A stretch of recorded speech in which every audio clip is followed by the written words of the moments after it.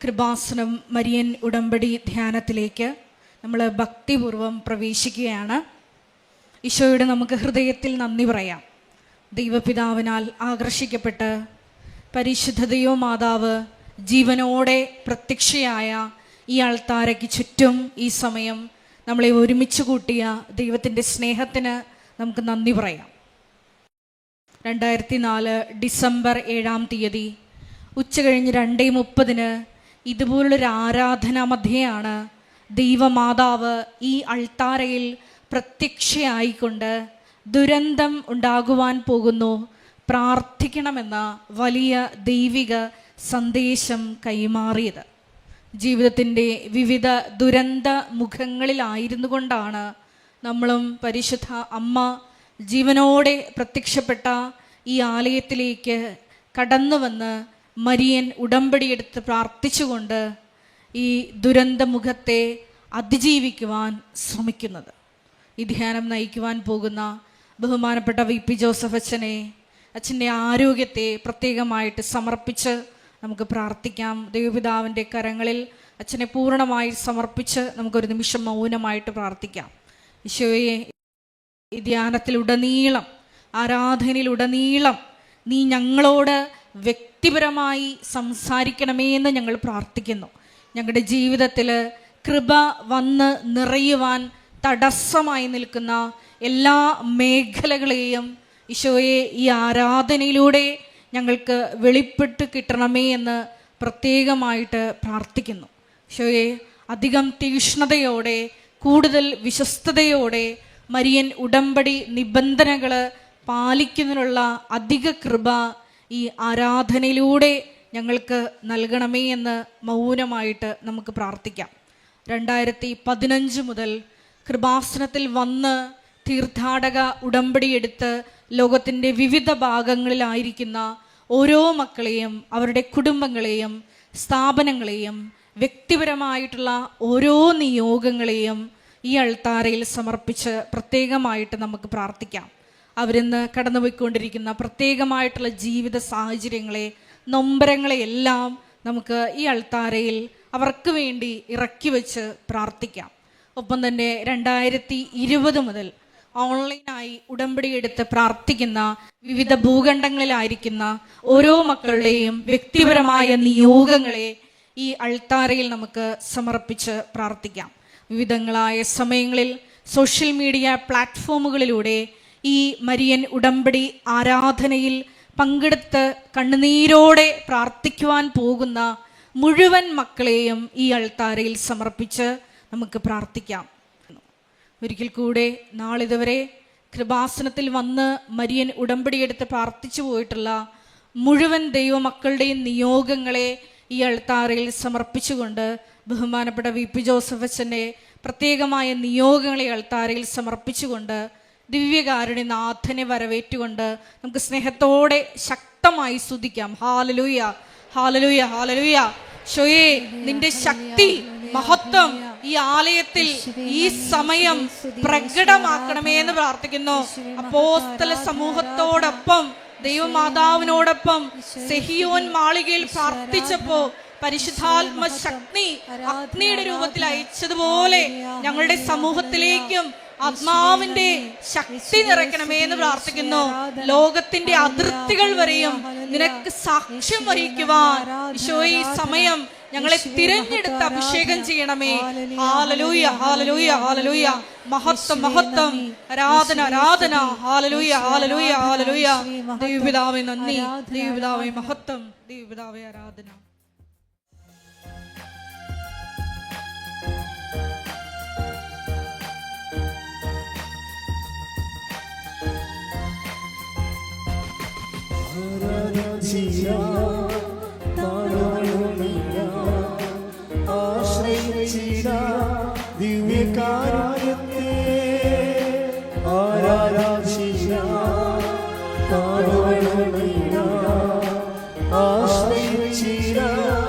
ദിവ്യകാരുണ്യത്തെ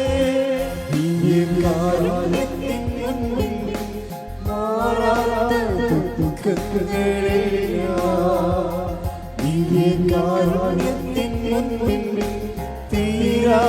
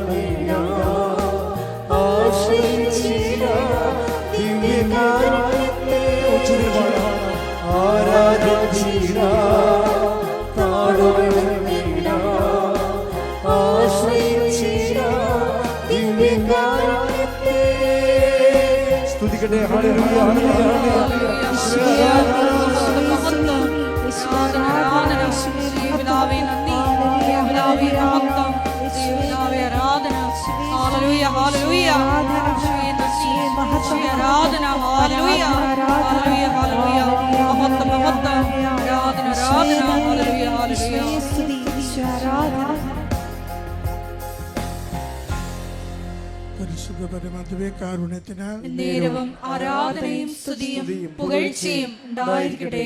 പരിശുദ്ധ പരമദിവ്യകാരുണ്യത്തിന് നേരവും ആരാധനയും സ്തുതിയും പുകഴ്ചയും ഉണ്ടായിരിക്കട്ടെ. പരിശുദ്ധ പരമദിവ്യകാരുണ്യത്തിന് നേരവും ആരാധനയും സ്തുതിയും പുകഴ്ചയും ഉണ്ടായിരിക്കട്ടെ. അമ്മേ പരിശുദ്ധ അമ്മേ, അമ്മേ പരിശുദ്ധ അമ്മേ, ദൈവമാതാവേ, ദൈവമാതാവേ, കൃപാസനത്തിലൂടെ ഞങ്ങൾക്കും ഞങ്ങളുടെ ദേശത്തിനും അമ്മ മാധ്യസ്ഥം തേടി തന്ന എല്ലാ അനുഗ്രഹങ്ങൾക്കും കൃപകൾക്കും ഞങ്ങളിപ്പോൾ ഹൃദയം നിറഞ്ഞ നന്ദി പറയുന്നു. നമുക്ക് ഒരുമിച്ച് സ്തുതിച്ച് പ്രാർത്ഥിക്കാം. എല്ലാ സൗഖ്യങ്ങൾക്കും നന്ദി കർത്താവേ, എല്ലാ ജീവിതത്തിന്റെ ഇടപെടലുകൾക്കും നന്ദി കർത്താവേ, അവിടുത്തെ സംരക്ഷണത്തിന് നന്ദി കർത്താവേ, വിജയത്തിന് നന്ദി കർത്താവേ, സമാധാനത്തിന് നന്ദി കർത്താവേ. യേശുവേ സ്തുതി, ആരാധന ആരാധന ആരാധന ആരാധന സ്തുതി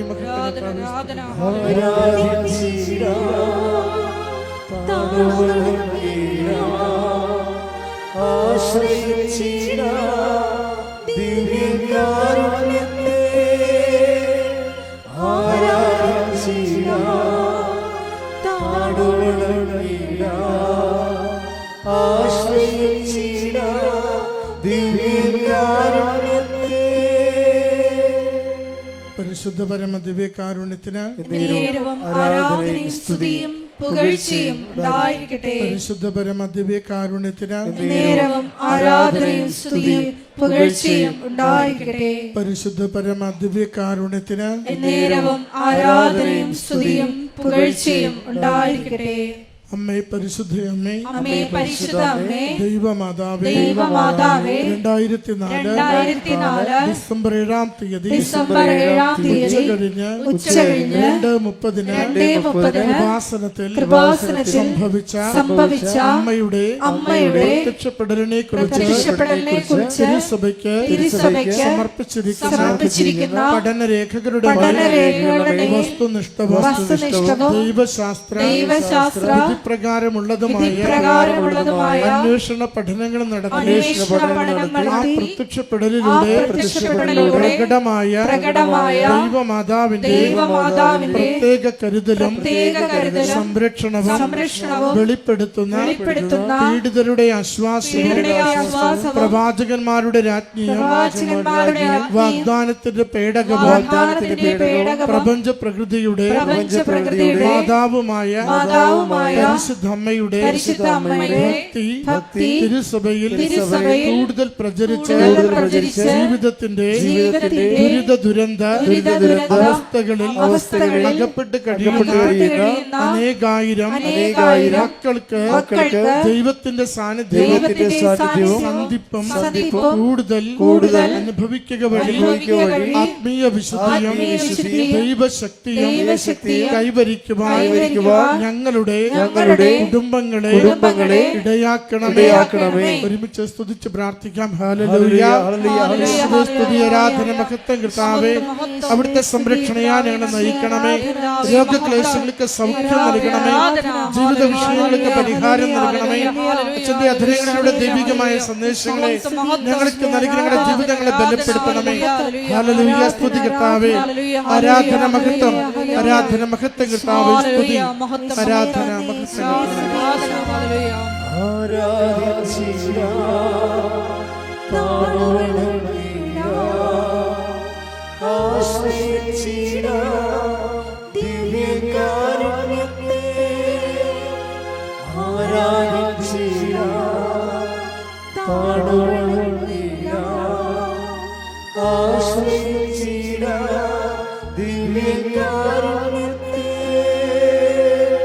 പരിശുദ്ധ പരമ ദിവ്യകാരുണ്യത്തിന് ആരാധനയും സ്തുതിയും പുകഴ്ചയും ഉണ്ടായിരിക്കട്ടെ. പരിശുദ്ധ പരമ ദിവ്യകാരുണ്യത്തിന് ആരാധനയും സ്തുതിയും പുകഴ്ചയും ഉണ്ടായിരിക്കട്ടെ. പരിശുദ്ധ പരമ ദിവ്യകാരുണ്യത്തിന് ആരാധനയും സ്തുതിയും പുകഴ്ചയും ഉണ്ടായിരിക്കട്ടെ. അമ്മേ പരിശുദ്ധയമ്മേ, പരിശുദ്ധമ്മേ, ഭൂസ്വർലോകങ്ങളുടെ രാജ്ഞിയായ അങ്ങയ്ക്ക് ഭൂമ സംരക്ഷണത്തിനായി പ്രപഞ്ച പ്രകൃതിയെ തന്നെ തിരുസഭ പ്രതിഷ്ഠിക്കുവാൻ ഈ പ്രത്യക്ഷീകരണം വഴി ഇടയാക്കണമേ. പരിശുദ്ധമ്മേ, ജപമാല മാതാവേ, സകല കൃപാസനം പ്രാർത്ഥനകളോടും ചേർത്ത് ഞങ്ങളിപ്പോൾ പ്രാർത്ഥിക്കുന്ന ഈ കുടുംബങ്ങളുടെ പ്രത്യേക നിയോഗങ്ങളും നമ്മുടെ എല്ലാ അപേക്ഷകളും ആവശ്യങ്ങളും കൃപാസന മാതാവിൻ്റെ സംരക്ഷണയിൽ ദിവ്യകാരുണ്യനാഥന് സമർപ്പിക്കാം. വി.പി. ജോസഫ് അച്ഛൻ്റെ മിഷൻ നിയോഗങ്ങൾക്ക് വേണ്ടിയും പ്രാർത്ഥിക്കാം.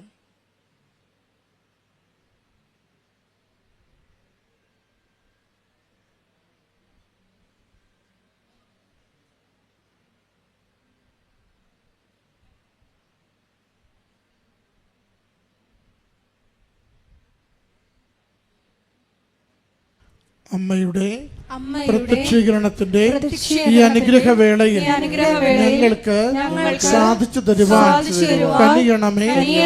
ആമേൻ. സ്തുതിച്ചു പ്രാർത്ഥിക്കാം. Hallelujah, hallelujah, hallelujah. മഹത്വം, മഹത്വം, ആരാധന, ആരാധന. Hallelujah, hallelujah, hallelujah, hallelujah, hallelujah. യേശുവേ നന്ദി, യേശുവേ ആരാധന. Hallelujah, hallelujah, hallelujah. എല്ലാവർക്കും എഴുന്നേറ്റ് നിന്നുകൊണ്ട് ഗായക സംഘത്തോട് ചേർന്ന് കരങ്ങളടിച്ച് ദൈവസ്നേഹത്തോടെ ദൈവത്തെ മഹത്വപ്പെടുത്തി പാടി പ്രാർത്ഥിക്കാം.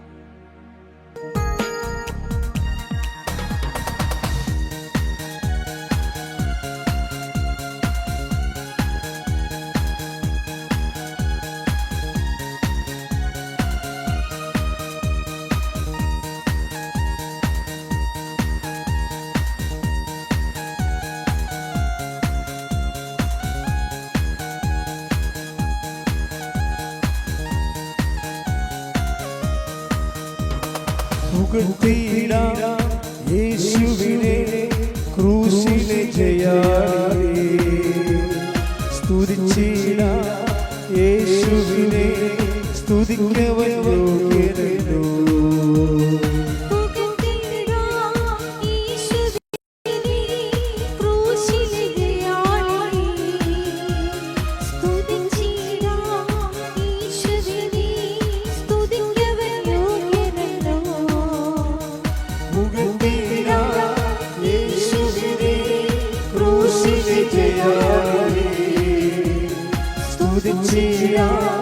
യേശുവിനെ സ്തുതിക്കവൻ യോഗ്യനല്ലോ.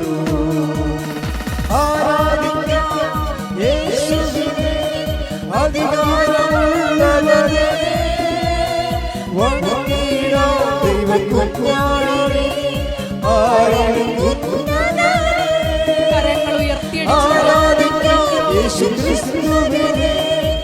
അധികാരമുള്ളവനെ വണങ്ങിടാം ദൈവകുഞ്ഞാടിനെ ആരാധിക്കുന്നവനെ. സ്തുതിക്കട്ടെ. Hallelujah hallelujah. കൂടി ധ്യാനം നയിക്കുവാൻ പോകുന്ന ബഹുമാനപ്പെട്ട VP ജോസഫ് അച്ഛനെ ഞങ്ങൾക്കാരെ സമർപ്പിച്ചു പ്രാർത്ഥിക്കുന്നു. ധ്യാനത്തിലുടനീളം ആരാധനയിലുടനീളം ഞങ്ങൾക്ക് വചനം നൽകണമെന്ന് പ്രാർത്ഥിക്കുന്നു. വചനത്താൽ ഞങ്ങളെ വിശുദ്ധീകരിക്കണമെന്ന് പ്രാർത്ഥിക്കുന്നു. ശക്തീകരിക്കണമെന്ന്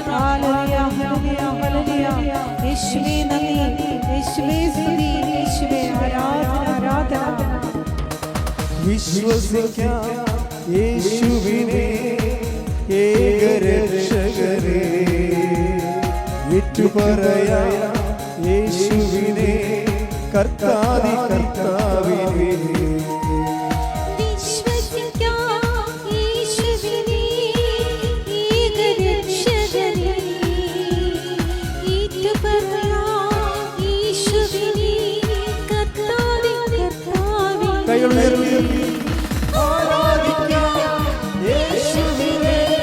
അധികാരമുള്ളവനെ വണങ്ങിടാം ദൈവകുഞ്ഞാടിനെ ആരാധിക്കുന്നവനെ.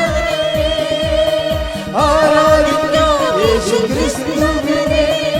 അധികാരമുള്ളവനെ വണങ്ങിടാം ദൈവകുഞ്ഞാടിനെ ആരാധിക്കുന്നവനെ. Hallelujah hallelujah hallelujah. കൃപാസനത്തിന്റെ എല്ലാ ശുശ്രൂഷ മേഖലകളെയും സാമൂഹിക സാംസ്കാരിക ആത്മീയ മേഖലകളെയും നിർമ്മാണ പ്രവർത്തനങ്ങളെയും ഷിയൾക്കാരിൽ സമർപ്പിച്ചു പ്രാർത്ഥിക്കുന്നു.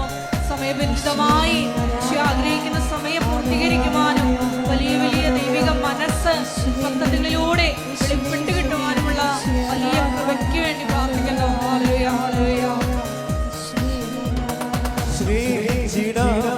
യേശുവിനെ ഏറ്റവും പ്രിയനായോരേ, സേവിച്ചിടാം യേശുവിനെ എന്നുമെന്നും മനമേ.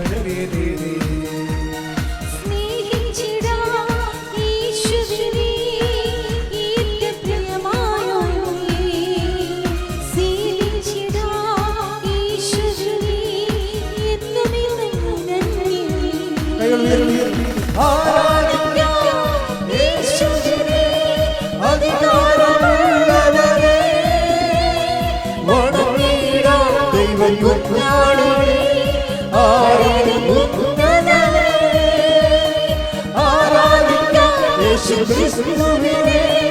അധികാരമുള്ളവനെ വണങ്ങിടാം ദൈവകുഞ്ഞാടിനെ ആരാധിക്കുന്നവനെ. ആരാധിക്കാം യേശുക്രിസ്തുവിനെ.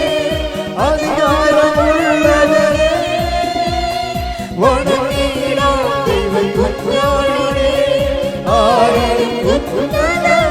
യേശുവേ ഹല്ലേലൂയ ഹല്ലേലൂയ ഹല്ലേലൂയ. യേശുവേ ആരാധന ആരാധന. യേശുവേ ഹല്ലേലൂയ ഹല്ലേലൂയ ഹല്ലേലൂയ ഹല്ലേലൂയ. യേശുവേ ആരാധന ആരാധന.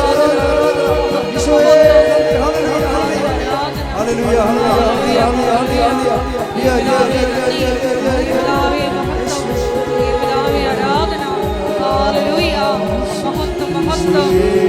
ഹല്ലേലൂയ ഹല്ലേലൂയ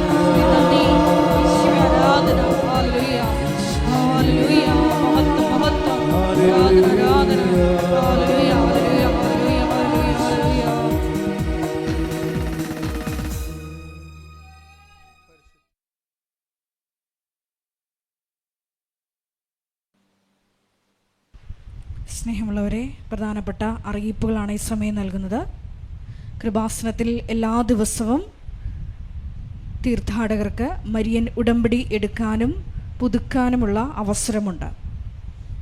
കൂടാതെ എല്ലാ ദിവസവും രാവിലെ 10:30 ഇംഗ്ലീഷ് മരിയൻ ഉടമ്പടി ക്ലാസ്സും 1:30 ഹിന്ദി മരിയൻ ഉടമ്പടി ക്ലാസ്സും രണ്ടാം ചൊവ്വാഴ്ചകളിൽ തമിഴ് മരിയൻ ഉടമ്പടി ക്ലാസ്സും ഉണ്ടായിരിക്കുന്നതാണ്.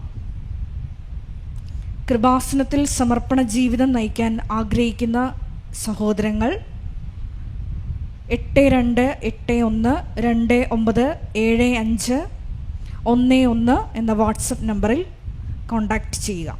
കൃപാസനത്തിലെ വെഞ്ചിരിച്ച നേർച്ച വസ്തുക്കൾ നമ്മുടെ കോമ്പൗണ്ടിനുള്ളിൽ സ്റ്റോളിൽ മാത്രമാണ് ലഭ്യമായിട്ടുള്ളത്. പുറത്തുനിന്ന് ലഭിക്കുന്ന തിരികൾ, അതുപോലെ തന്നെ പൂവ്, ഇതൊന്നും കൃപാസനത്തിൻ്റെ നേർച്ച വസ്തുക്കളുടെ കൂട്ടത്തിൽ പെടുന്നതല്ല.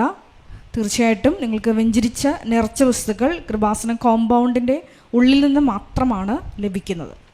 പ്രത്യാശയുടെ മഹാജൂബിലിയോടനുബന്ധിച്ച് അഭിമന്യ ആലപ്പുഴ രൂപതാധ്യക്ഷൻ കൃപാസനം പ്രത്യക്ഷീകരണ സന്നിധാനത്തെ പൂർണ്ണ ദണ്ഡവിമോചനം പ്രാപിക്കുവാനുള്ള തീർത്ഥാടന കേന്ദ്രങ്ങളിലൊന്നായി ഉയർത്തിയിട്ടുണ്ട്. അതിനോടനുബന്ധിച്ചിട്ടുള്ള കുമ്പസാര ശുശ്രൂഷ കൃപാസനം മിഷൻ സെൻറ്ററിനോട് ചേർന്നുള്ള ചാപ്പലിൽ എല്ലാ ദിവസവും രാവിലെ 10 മണി മുതൽ വൈകുന്നേരം 4:30 മണി വരെ ഉണ്ടായിരിക്കുന്നതാണ്. ലോകത്തിൻ്റെ വിവിധ ഭൂഖണ്ഡങ്ങളിലായിരിക്കുന്ന ഉടമ്പടിയെടുത്ത സഹോദരങ്ങൾക്ക് കൃപാസന മധ്യസ്ഥ പ്രാർത്ഥനയോട് ചേർന്നുകൊണ്ട് അഖണ്ഡ ജപമാല ഗ്രൂപ്പുകൾ തുടങ്ങാവുന്നതാണ്. കൂടുതൽ വിവരങ്ങൾക്ക് 9447285400 എന്ന നമ്പറിൽ ബന്ധപ്പെടുക.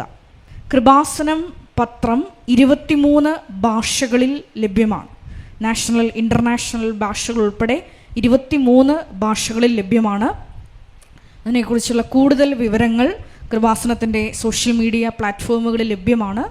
അതാത് ഭാഷകളിലുള്ള പത്രങ്ങൾ വാങ്ങിച്ച് പ്രേക്ഷിത പ്രവർത്തനം ചെയ്യാൻ ആഗ്രഹിക്കുന്നവരും ഈ കോപ്പി ആവശ്യമുള്ളവരും ആ ബന്ധപ്പെട്ട മെയിൽ അഡ്രസ്സിലോ കോൺടാക്റ്റ് നമ്പറിലോ നിങ്ങൾക്ക് ബന്ധപ്പെടാവുന്നതാണ്. കൃപാസനത്തിൽ തീർത്ഥാടക ഉടമ്പടി എടുത്ത് പോയിട്ടുള്ളവർ, സാക്ഷ്യം പറയാത്തവർ എത്രയും വേഗം അത് അൾത്താരയിൽ വന്ന് പറഞ്ഞ് ദൈവമഹത്വ രൂപാന്തരീകരണമാക്കി മാറ്റണമെന്ന് സ്നേഹപൂർവ്വം ഓർമ്മപ്പെടുത്തുന്നു. ബഹുമാനപ്പെട്ട VP ജോസഫ് അച്ഛനെ പ്രാർത്ഥന കൗൺസിലിംഗിലായി വരുന്നവരുടെ ശ്രദ്ധയ്ക്ക് വ്യാഴം ഞായർ ദിവസങ്ങളിൽ ബഹുമാനപ്പെട്ട അച്ഛൻ ആരെയും കാണുന്നതല്ല. ബാക്കിയുള്ള ദിവസങ്ങളിൽ അച്ഛനെ കാണാൻ വരാൻ ആഗ്രഹിക്കുന്ന സഹോദരങ്ങൾ ആദ്യമേ തന്നെ മരിയൻ ഉടമ്പടിയിലാണെന്നും നിബന്ധനകൾ വിശ്വസ്തതാപൂർവ്വം പാലിക്കുന്നുവെന്നും ഉറപ്പുവരുത്തുക. 9447285400 എന്ന നമ്പറിൽ കോൺടാക്റ്റ് ചെയ്തതിന് ശേഷം അച്ഛൻ അന്ന് ഉണ്ടോ ഇല്ലയോ എന്ന് ഉറപ്പുവരുത്തുക. കൃപാസനത്തിൽ മരിയൻ ഉടമ്പടി എടുത്ത് പ്രാർത്ഥിക്കുന്നവർ നിങ്ങളുടെ ഉടമ്പടി നിബന്ധന പ്രകാരം മരിയൻ ഉടമ്പടി ധ്യാനത്തിൽ ഭക്തിപൂർവ്വം പങ്കെടുത്ത് പ്രാർത്ഥിക്കേണ്ടതും ഒപ്പം തന്നെ നിങ്ങളുടെ സോഷ്യൽ മീഡിയ പ്ലാറ്റ്ഫോമുകളിലൂടെ ഷെയർ ചെയ്യേണ്ടതുമാകും. എല്ലാ ദിവസവും രാവിലെ 5:30 മണിക്ക് അവർ ഡെയിലി ബ്രെഡ് പ്രാർത്ഥനയോട് കൂടിയിട്ടാണ് കൃപാസനം മരിയൻ ഉടമ്പടി ജീവിതം ഓരോ വ്യക്തികളും ആരംഭിക്കേണ്ടത് എന്നുകൂടി സ്നേഹപൂർവ്വം ഓർമ്മപ്പെടുത്തുന്നു.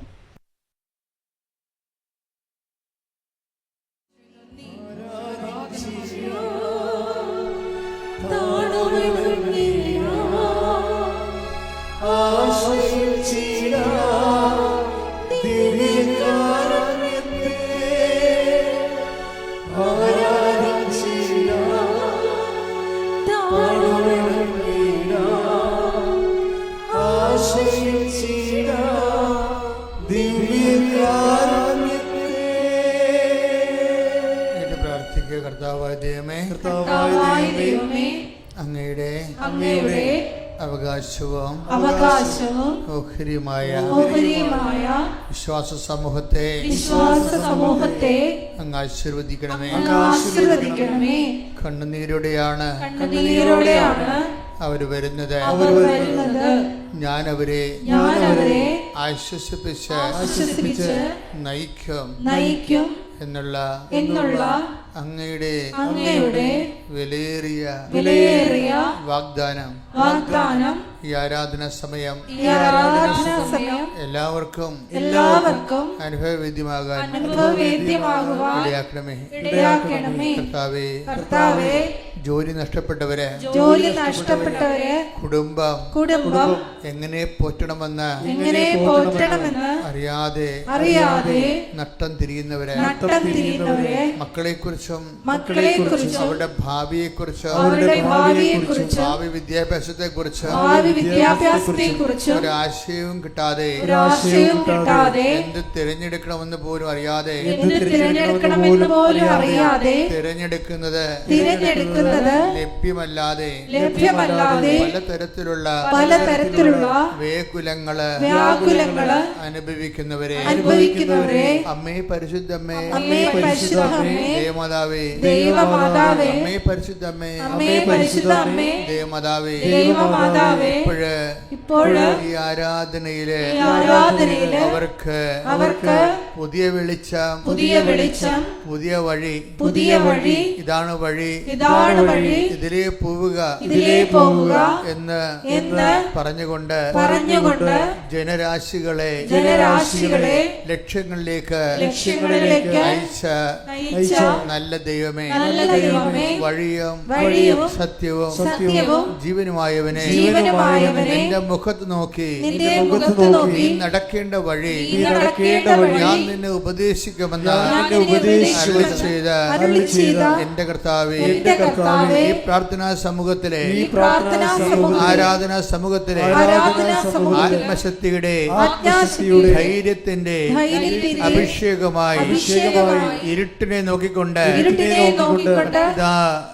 വെളിച്ചമുണ്ടാവട്ടെ എന്ന് കൽപ്പിച്ചപ്പോഴ് പ്രപഞ്ചത്തിലെ വെളിച്ചം തികഞ്ഞതുപോലെ എല്ലാ മനുഷ്യരുടെയും ജീവിതത്തിലെ പ്രത്യേകിച്ച് ഓരോരോ വിഷയങ്ങളിലെ ഇരുട്ട് മൂടിപ്പോയവരുടെ കുടുംബ ജീവിതത്തിലേക്ക് ജീവിത വിഷയങ്ങളിലേക്ക് കാനായിലെ കല്യാണത്തിലെ പോലെ അവർക്ക് വീഞ്ഞില്ല, അവർക്ക് വീടില്ല, ജോലിയില്ല, കടമാണ്, അവർ ശവം പോലെയാണ്, അവർ രക്ഷിക്കാൻ ആളില്ല എന്ന് പറഞ്ഞുകൊണ്ട് ദൈവതിരുസന്നിധിയിൽ ഞങ്ങൾക്ക് വേണ്ടി മധ്യസ്ഥം വഹിച്ച അമ്മേ പരിശുദ്ധമ്മേ കൃപാസനം മാതാവേ ഉടമ്പടി സ്വരൂപമേ ഈശോയുടെ ജീവിക്കുന്ന ദിവ്യകാരുണ്യ സാന്നിധ്യത്തിലെ ഞങ്ങൾ കൈപ്പടി പ്രാർത്ഥിക്കുന്നു, ദൈവമായ വിശ്വാസത്തോട് പ്രാർത്ഥിക്കുന്നു, ദൈവസ്നേഹത്തോട് പ്രാർത്ഥിക്കുന്നു. ഈ നിമിഷം അമ്മയുടെ മാധ്യസ്ഥതയിലെ യേശുവിന്റെ നാമത്തിലെ അടയാളങ്ങള്, വഴികള്, വെളിച്ചങ്ങള് ജീവിതത്തിലെ സംഭവിക്കട്ടെ.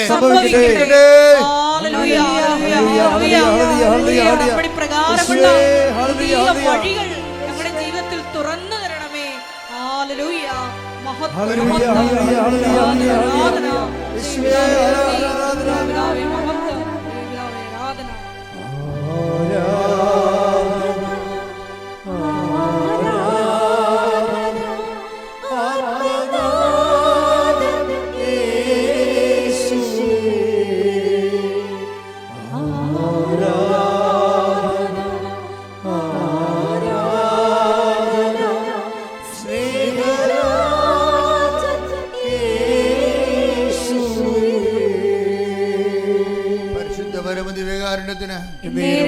ആരാധനയും സ്തുതിയും പുകഴ്ചയും ഉണ്ടായിരിക്കട്ടെ. കർത്താവേ, സത്യസന്ധമായ ആരാധനയ്ക്ക് അനുയോജ്യമായ ദൈവസ്നേഹത്താൽ ഞങ്ങളെ അഭിഷേകം ചെയ്യണമേ. അടിപ്പിണർ പോലെ വൈദ്യുതാഘാതം പോലെ ദൈവികമായ ശക്തി ഈ ആത്മീയ സമൂഹത്തിലേക്ക് അഭിഷേകമായി നിറയട്ടെ. സ്തുതിക്കട്ടെ. Hallelujah, hallelujah, hallelujah. യേശുവേ നന്ദി. Hallelujah, hallelujah.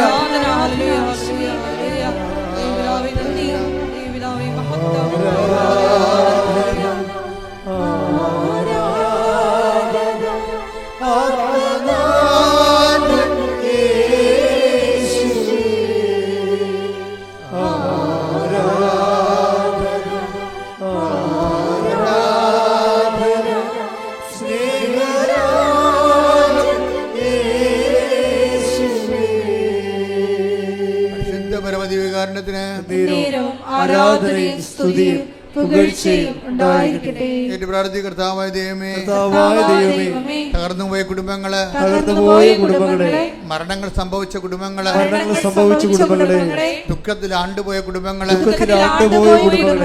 ഡിപ്രഷൻ ബാധിച്ച വ്യക്തികള്, ഇനി എന്ത് ചെയ്യണമെന്ന് ഒരു ആശയമില്ലാത്തവര്, ആത്മവിശ്വാസമില്ലാത്തവര്, ആത്മധൈര്യത്തിന്റെ അഭിഷേകം അവരിലേക്ക് ആവഹിക്കപ്പെടട്ടെ. ശ്രദ്ധിക്കട്ടെ. Hallelujah, hallelujah, hallelujah, hallelujah.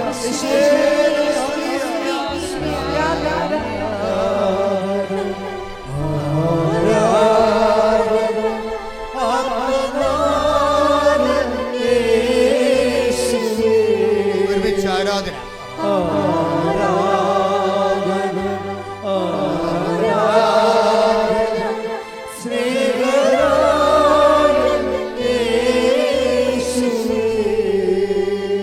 പരമദിവ്യകാരുണ്യത്തിന്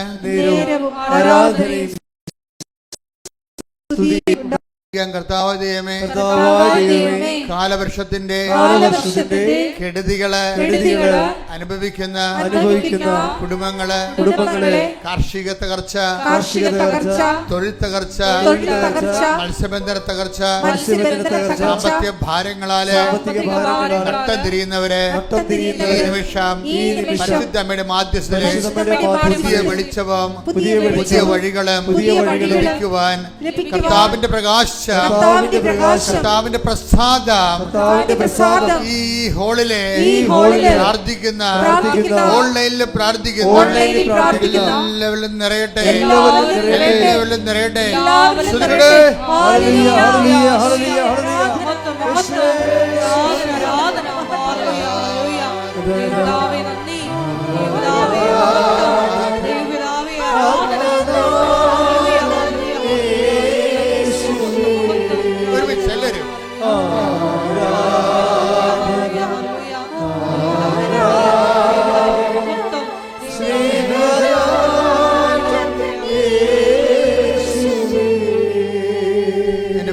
ദൈവപ്രസാദം നിറഞ്ഞു നിൽക്കുന്ന ഒരു സമയമാണ്.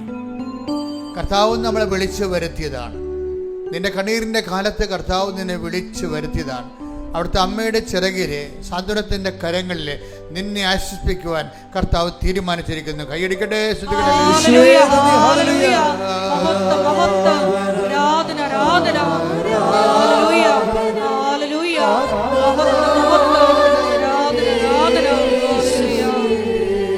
ഒരുമിച്ച് എല്ലാവരും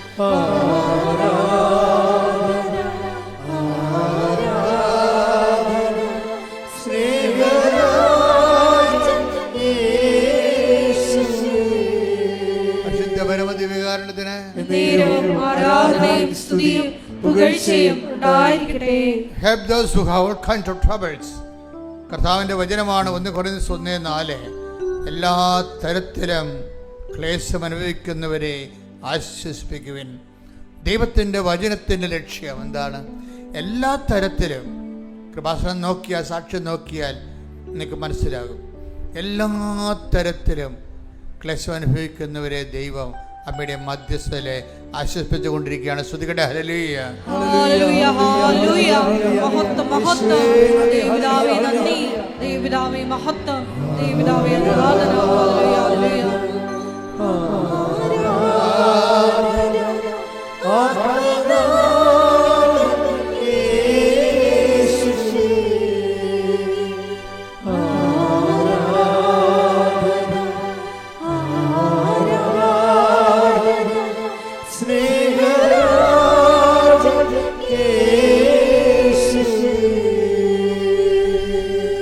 കർത്താവിന്റെ തിരുസന്നിധിയിൽ നിന്ന് നമുക്ക് ആശ്വാസവും അനുഗ്രഹവും പ്രാപിക്കാൻ ഏറ്റവും നല്ല എളുപ്പ വഴിയെന്ന് പറയുന്നത് നമ്മൾക്ക് നമ്മുടെ വിഷയത്തോട് എന്തുമാത്രം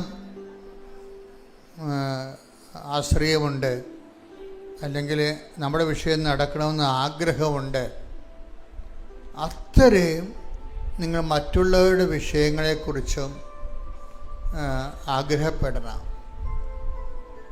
അപ്പം നിങ്ങൾ ദൈവസ്നേഹം ഉണ്ടെന്ന് ദൈവത്തിന് മനസ്സിലാകും. ഒരു മിനിമം ദൈവസ്നേഹം ഇല്ലാതെ കർത്താവിന് നിങ്ങളുടെ ആത്മാവിലേക്ക് ആകർഷിപ്പുണ്ടാകത്തില്ല. അനുഗ്രഹം എപ്പോഴും വർദ്ധിക്കുന്നത് ആകർഷിപ്പിലൂടെയാണ്.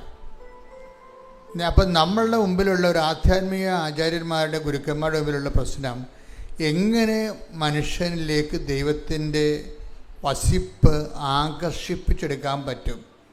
ആകർഷണം ഒരു പ്രധാനപ്പെട്ട ഘടകമാണ്. ദൈവത്തിന് നിങ്ങളെ കണ്ട്, ഇപ്പം നിങ്ങൾ തന്നെ കല്യാണം കഴിക്കാനൊക്കെ പോകുമ്പോൾ നിങ്ങൾക്ക് ഒരു ആകർഷണമുണ്ട്. ആൾക്കാർ പറയത്തില്ല, ഒരു ഫയർ, സ്പാർക്ക് എന്നൊക്കെ അല്ലേ പറയണത്. അപ്പം അത് ദൈവത്തിന് നിങ്ങളെ കണ്ട ഒരു സ്പാർക്ക് തോന്നണം. ദൈവത്തിന് നിങ്ങളെ കണ്ടാൽ ഒരു സ്പാർക്ക് തോന്നണം. അതിനെന്താ ചെയ്യേണ്ടത്? അതിന് ദൈവത്തിൻ്റെ മനസ്സിൽ കുറച്ച് പ്ലാനുകളുണ്ട്. എന്താണ്? ഞാൻ നിങ്ങളെ സ്നേഹിച്ചതുപോലെ നിങ്ങളും. അതാണ്, അതൊക്കെ സ്പാർക്ക് ഉണ്ടാക്കാനുള്ള മാർഗങ്ങളാണത്.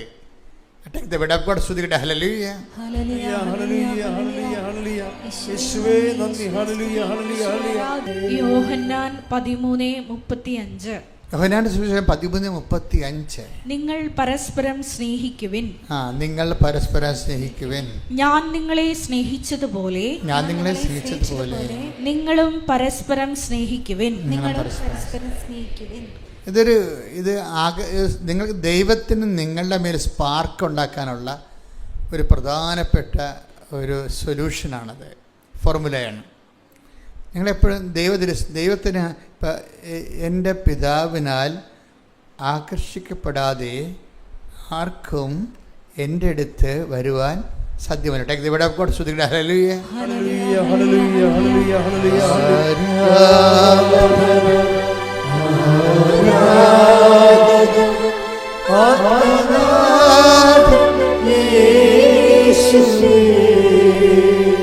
യോഹന്നാൻ 6:44. യോഹന്നാൻ 6:44.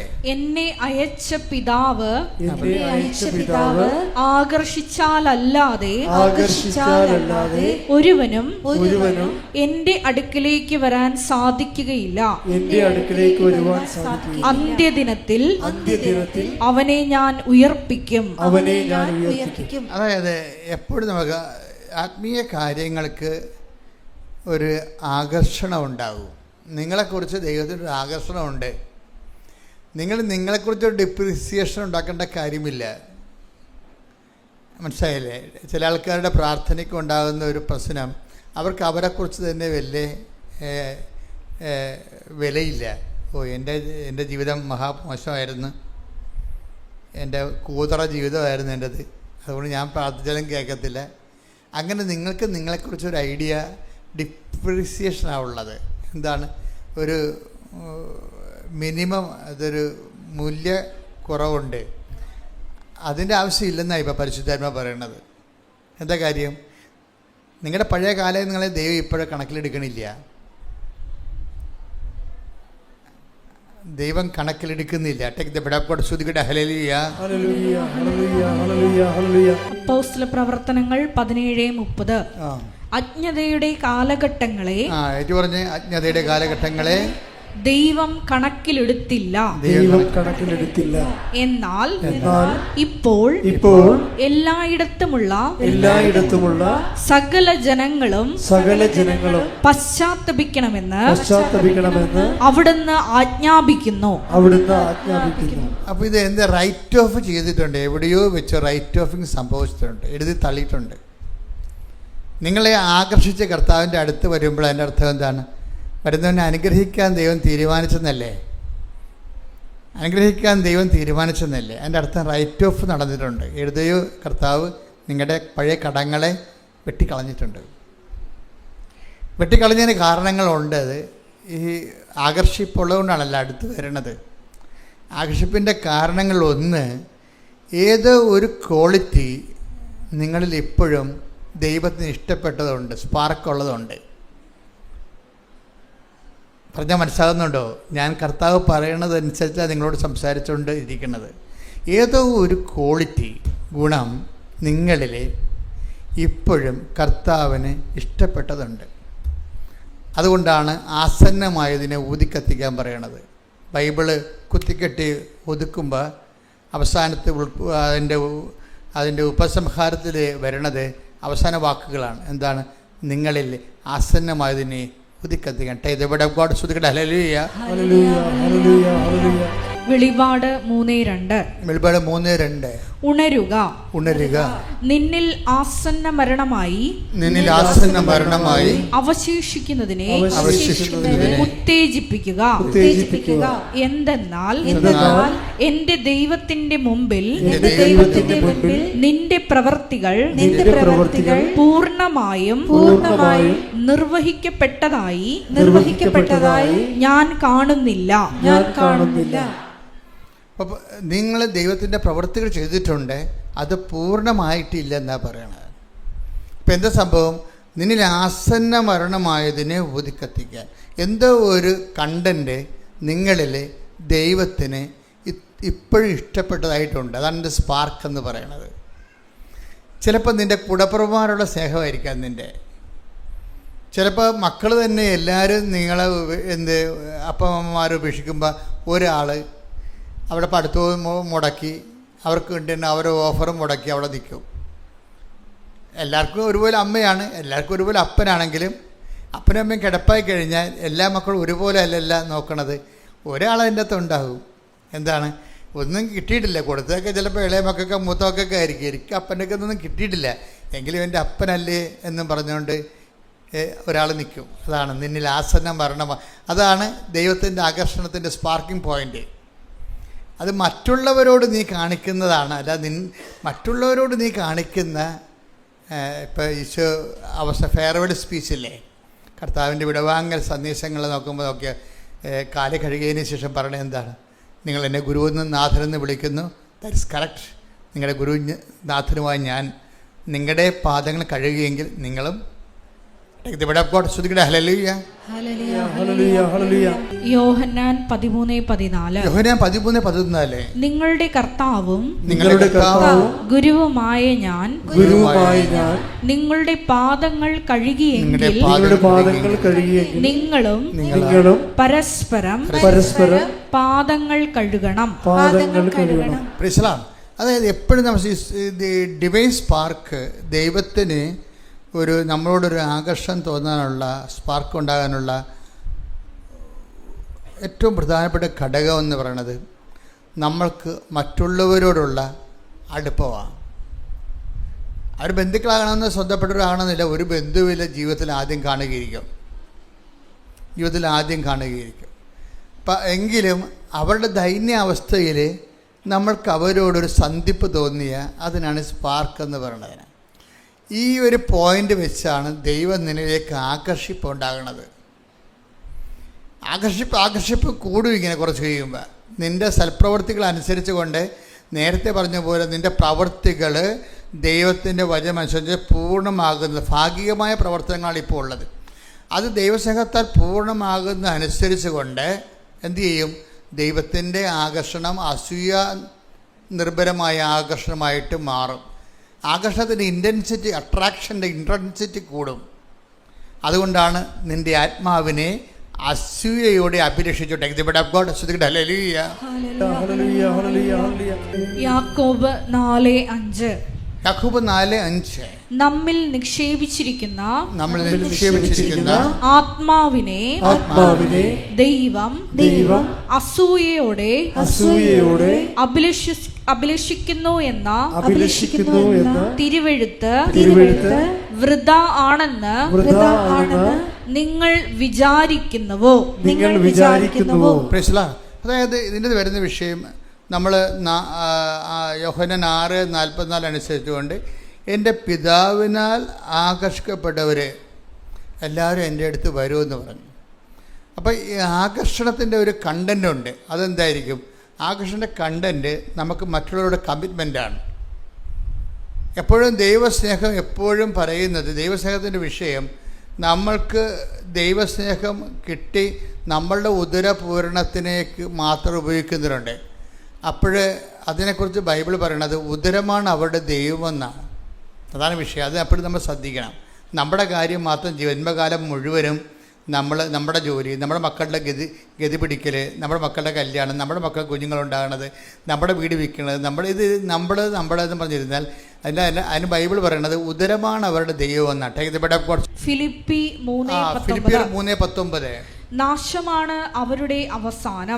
നാശമാണ് അവരുടെ അവസാനം. ഉദരമാണ് അവരുടെ ദൈവം. ഉദരമാണ് അവരുടെ ദൈവം. ലജ്ജാകരമായതിൽ അവർ അഭിമാനം കൊള്ളുന്നു. അതായത് ലജ്ജാകരമായ ദൈവത്തിന്റെ മുമ്പിൽ ഒരു വിലയുമില്ലാത്ത കാര്യത്തിന് വല്ലാത്ത അഭിമാനം. എപ്പോഴും ബൈബിൾ പറയണത് അഭിമാനിക്കുന്നതിന് ആദ്യം അഭിമാനിക്കേണ്ടത് നിങ്ങളുടെ കാറിലോ വീടിലോ നിങ്ങളുടെ ആസ്തിയിലോ നിങ്ങളുടെ ശമ്പളത്തിലോ നിങ്ങളുടെ പ്രൊമോഷനിലോ നിങ്ങളുടെ PR-ലോ ഒന്നുമല്ല. അഭിമാനിക്കുന്നവൻ കർത്താവിൽ അഭിമാനിക്കട്ടെ. 2 കൊരിന്തോസ് 10:17 ഏറ്റവും പറയുക, അഭിമാനിക്കുന്നവൻ കർത്താവിൽ അഭിമാനിക്കട്ടെ. അപ്പോൾ ഫുൾ സ്പാർക്കിലേക്ക് വരികയാണ്. എന്താണ് നമ്മുടെ ജീവിതത്തിൻ്റെ നിയോഗത്തിൻ്റെ നിത്യമായ ലക്ഷ്യം? എന്താണ്? ദൈവമാണ്. ദൈവത്തിൽ അഭിമാനിക്കുമ്പോഴാണ് ഇപ്പം നിങ്ങൾക്കത് തോന്നണ വാസ്തവത്തിൽ നിങ്ങളുടെ സ്ഥാപന ജംഗ വസ്തുക്കൾ നിങ്ങൾ ദൈവദർശനത്തിൽ നിന്ന് പ്രാർത്ഥിച്ച് അടിച്ചു മാറ്റുന്ന പരിപാടികളാണ് പലപ്പോഴും നിങ്ങൾ അഭിമാനമായിട്ട് പറയണത്. നത്തിങ്. ദൈവം തന്നെയാണ് നമ്മുടെ അഭിമാനത്തിൻ്റെ ആസ്തി എന്ന് പറയണത്. അത് അങ്ങനെ ദൈവം തന്നെ ഒരു വ്യക്തിക്ക് അഭിമാനത്തിൻ്റെ ആസ്തിയായി മാറുമ്പോൾ, അടിസ്ഥാനമായി മാറുമ്പോൾ നമ്മുടെ ആത്മാവിനെ വളരെ നല്ല മൂല്യവത്താകുന്നതുകൊണ്ട് ദൈവം അതിനെ അസൂയയോടെ അഭിലഷിക്കും. അപ്പം ഞാൻ പറഞ്ഞ ഈ സ്പാർക്ക് ശരിക്കും ഒരു സൂര്യനായിട്ട് ഇങ്ങനെ ഡെവലപ്പ് ചെയ്ത് വരും. നിങ്ങളുടെ ഉടമ്പടി പുതുക്കുന്നതനുസരിച്ചുകൊണ്ട് സ്പാർക്ക് കൂടിക്കൂടി ഒരു സൂര്യനെപ്പോലെ ആയിരിക്കണം. Spark to sun. ഉടമ്പടി എങ്ങോട്ടാണ് പുതുക്കണമെന്ന് ചോദിച്ചു കഴിഞ്ഞാൽ ഒരു സ്പാർക്കിൽ നിന്ന് ഒരു സണ്ണിലേക്കാണ് നമ്മൾ പോകുന്നത്. ഒരു സ്പാർക്കിൽ നിന്ന്, ഒരു പൊരിയിൽ നിന്ന് ഒരു സൂര്യനിലേക്കാണ് നമ്മൾ പോകുന്നത്. അപ്പം ആ ഒരു മാറ്റം ആത്മീയ മേഖലയിൽ ഉണ്ടായിട്ടുണ്ടെങ്കിൽ ബാക്കിയെല്ലാം ഓക്കെ ആവും. അപ്പം അതുകൊണ്ട് ഈ വിഷയം ക്രമീകരിക്കുന്നതിൽ നമ്മൾ ശ്രദ്ധിച്ചാൽ മതി. ഈ വിഷയം ക്രമീകരിക്കുന്നതിൽ ശ്രദ്ധിക്കണം. എന്താ കാരണം വെച്ച് കഴിഞ്ഞാൽ വിശ്വാസം അപ്പം തന്നെ നിങ്ങൾക്ക് ആദ്യം വരുമ്പോൾ നിങ്ങളുടെ വിശ്വാസം കൂടിയാൽ, ഇപ്പം നിങ്ങൾക്ക് ജോലി കിട്ടുമ്പോൾ ഭയങ്കര സന്തോഷം. പക്ഷെ ആ സന്തോഷം വിശ്വാസം കൂടിയാൽ ഉണ്ടാകുന്നുണ്ടോ? അതാണ് വിഷയം. പരിശുദ്ധാത്മാവിൻ്റെ കൃപയുള്ള ആൾക്കാർക്ക് വിശ്വാസം കൂടിയാൽ ഉടനെ സന്തോഷം ഉണ്ടാവും. അതുകൊണ്ടാണ് ദൈവത്തിൽ വിശ്വസിക്കാൻ കഴിഞ്ഞതിലെ സന്തോഷിച്ചുകൊണ്ട് അപ്പോസ്തലപ്രവർത്തനങ്ങൾ 16:31 കർത്താവായ യേശുവിൽ വിശ്വസിക്കുക, നീയും നിന്റെ കുടുംബവും രക്ഷ പ്രാപിക്കും. അപ്പോസ്തലപ്രവർത്തനങ്ങൾ 16:34 ദൈവത്തിൽ വിശ്വസിച്ചതുകൊണ്ട് അവനും കുടുംബാംഗങ്ങളും അത്യന്തം ആനന്ദിച്ചു. അതാണ് വിശ്വാസം തന്നെ ആനന്ദമാണ്. വിശ്വാസം തന്നെ ആനന്ദമാണ്. അതിനാണ് അഭിഷേക അനോയിൻറ്റഡ് ഫെയ്ത്ത് എന്ന് പറയും. അനോയിൻറ്റഡ് നമുക്കൊരു ട്രഡീഷണൽ ഫെയ്ത്താണ് നമുക്കുള്ളത്. ട്രഡീഷണൽ ഫെയ്ത്താണ്. ട്രഡീഷണൽ ഫെയ്ത്ത് അതിൻ്റെ അപ്ഡേഷൻസ് വരുമ്പോഴാണ് വിശ്വാസം അനോയിൻറ്റഡ് ഫെയ്ത്തായി വരണം. ഇപ്പം നമ്മൾ ഒരു ക്രിസ്ത്യൻ കുടുംബത്തിൽ ജനിച്ചു, ഓക്കെ, ചിലപ്പോൾ ആനന്ദം ഉണ്ടാകാൻ നിർബന്ധമില്ല. കാര്യം എന്താണ്? വിശ്വാസം നമ്മുടെ പേരിൽ, അത് ക്രിസ്ത്യൻ കുടുംബത്തിൽ ജനിക്കുമ്പോൾ അപ്പൻ്റെ അമ്മയുടെ വിശ്വാസത്തിലല്ലേ നമ്മൾ ജനിക്കണത്. അപ്പൻ്റെ അമ്മയുടെ വിശ്വാസം ജനിക്കുന്നതുകൊണ്ട് നമ്മൾ ആ വിശ്വാസത്തിൻ്റെ സത്യങ്ങൾ തിരിച്ചറിയുമ്പോൾ മാത്രമേ നമുക്ക് ആനന്ദം ഉണ്ടാകത്തുള്ളൂ. അല്ലെങ്കിൽ ക്രിസ്ത്യാനിയുണ്ട് ജീവിച്ചതുകൊണ്ട് ഞാൻ ക്രിസ്ത്യാനിയായിട്ട് ക്രിസ്ത്യൻ കുടുംബത്തിൽ ജനിച്ചതുകൊണ്ട് ഞാൻ ക്രിസ്ത്യാനിയായിട്ട് ജീവിക്കണമെന്നേ വരത്തുള്ളൂ. പക്ഷേ എല്ലാവർക്കും ഈ ക്രിസ്ത്യൻസിനും നോൺ ക്രിസ്ത്യൻസിനും ഉള്ള സിംഗിൾ ക്വസ്റ്റ്യൻ എന്താണ്? Whom do you say that I am? അവിടെ ആ വിഷയത്തിൽ വരുമ്പോൾ ക്രിസ്ത്യൻ കുടുംബത്തിൽ ജനിച്ചുകൊണ്ട് പ്രത്യേകിച്ച് ആനുകൂല്യമില്ല. ഒരു ഫേവറബിൾ വിശ്വാസത്തിൽ വളരാനുള്ളൊരു ഫേവറബിൾ സർക്കംസ്റ്റൻസേ ഉള്ളൂ. ആ സർക്കംസ്റ്റൻസ് കൊണ്ട് അവൻ്റെ പേരിൽ അവൻ അത് വെച്ച് വ്യയം ചെയ്ത് അവൻ നേടിയെടുത്ത ഓക്കെയാണ്.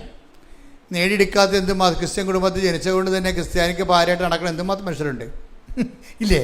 ക്രിസ്ത്യൻ കുടുംബത്തിൽ ജനിച്ചത് കൊണ്ട് മാത്രം ക്രിസ്ത്യൻ സഭയ്ക്ക് ബാധ്യതയായി നടക്കണ, ക്രിസ്ത്യൻ സമൂഹത്തിന് ബാധ്യതയായി നടക്കണ ഒത്തിരി മനുഷ്യരില്ലേ? അപ്പം ജനിക്കണതല്ല പ്രശ്നം. അപ്പോൾ നീ എത്ര സമ്പാദിച്ചു? ഹൂം ഡു യു, കുറേ ചോദ്യങ്ങൾ ബൈബിളിൽ ചോദിക്കും. നീ എത്ര സമ്പാദിച്ചു? 10 നാണയം കൊടുത്തവരുണ്ട്, 5 നാണയം കൊടുത്തവരുണ്ട്, 1 നാണയം കൊടുത്തവരുണ്ട്. യജമാനൻ തിരിച്ചു വരുമ്പോൾ ചോദിക്കണേ, ഓഡിറ്റിംഗ് നടത്തും, നീ എത്ര സമ്പാദിച്ചു? അവന് whom do you say that I am, ഞാൻ ആരാണെന്നാണ് നിൻ്റെ അപ്പൻ പറയണമെന്നല്ല ചോദിക്കണത്, നീ പറയണത്. നിൻ്റെ അനുഭവമാണ് പ്രശ്നം. നിൻ്റെ വിശ്വാസത്തിൽ നീ എന്താണ് എന്നെക്കുറിച്ച് പറയണത്? അതാണ് updations of faith. Updations of faith വേറെയാണ് ഈ അനോയിൻറ്റഡ് ഫെയ്ത്ത് എന്ന് പറയുന്നത്. അഭിഷേക വിശ്വാസം മറ്റൊരു ട്രഡീഷണൽ വിശ്വാസമാണ്. പിന്നെ വേണമെങ്കിൽ ഒരു ജാതിക്കോയ്മ എടുത്തുകൊണ്ട് നമ്മൾ കുറഞ്ഞ പുള്ളിയല്ലെന്ന് പറയാമെന്നല്ലാതെ, മസിൽ പെരുപ്പിക്കാമെന്നല്ലാതെ ജാതിക്കോയ്മയ്ക്കും പാരമ്പര്യ വിശ്വാസത്തിനും പ്രത്യേകിച്ച് വിലയൊന്നുമില്ല.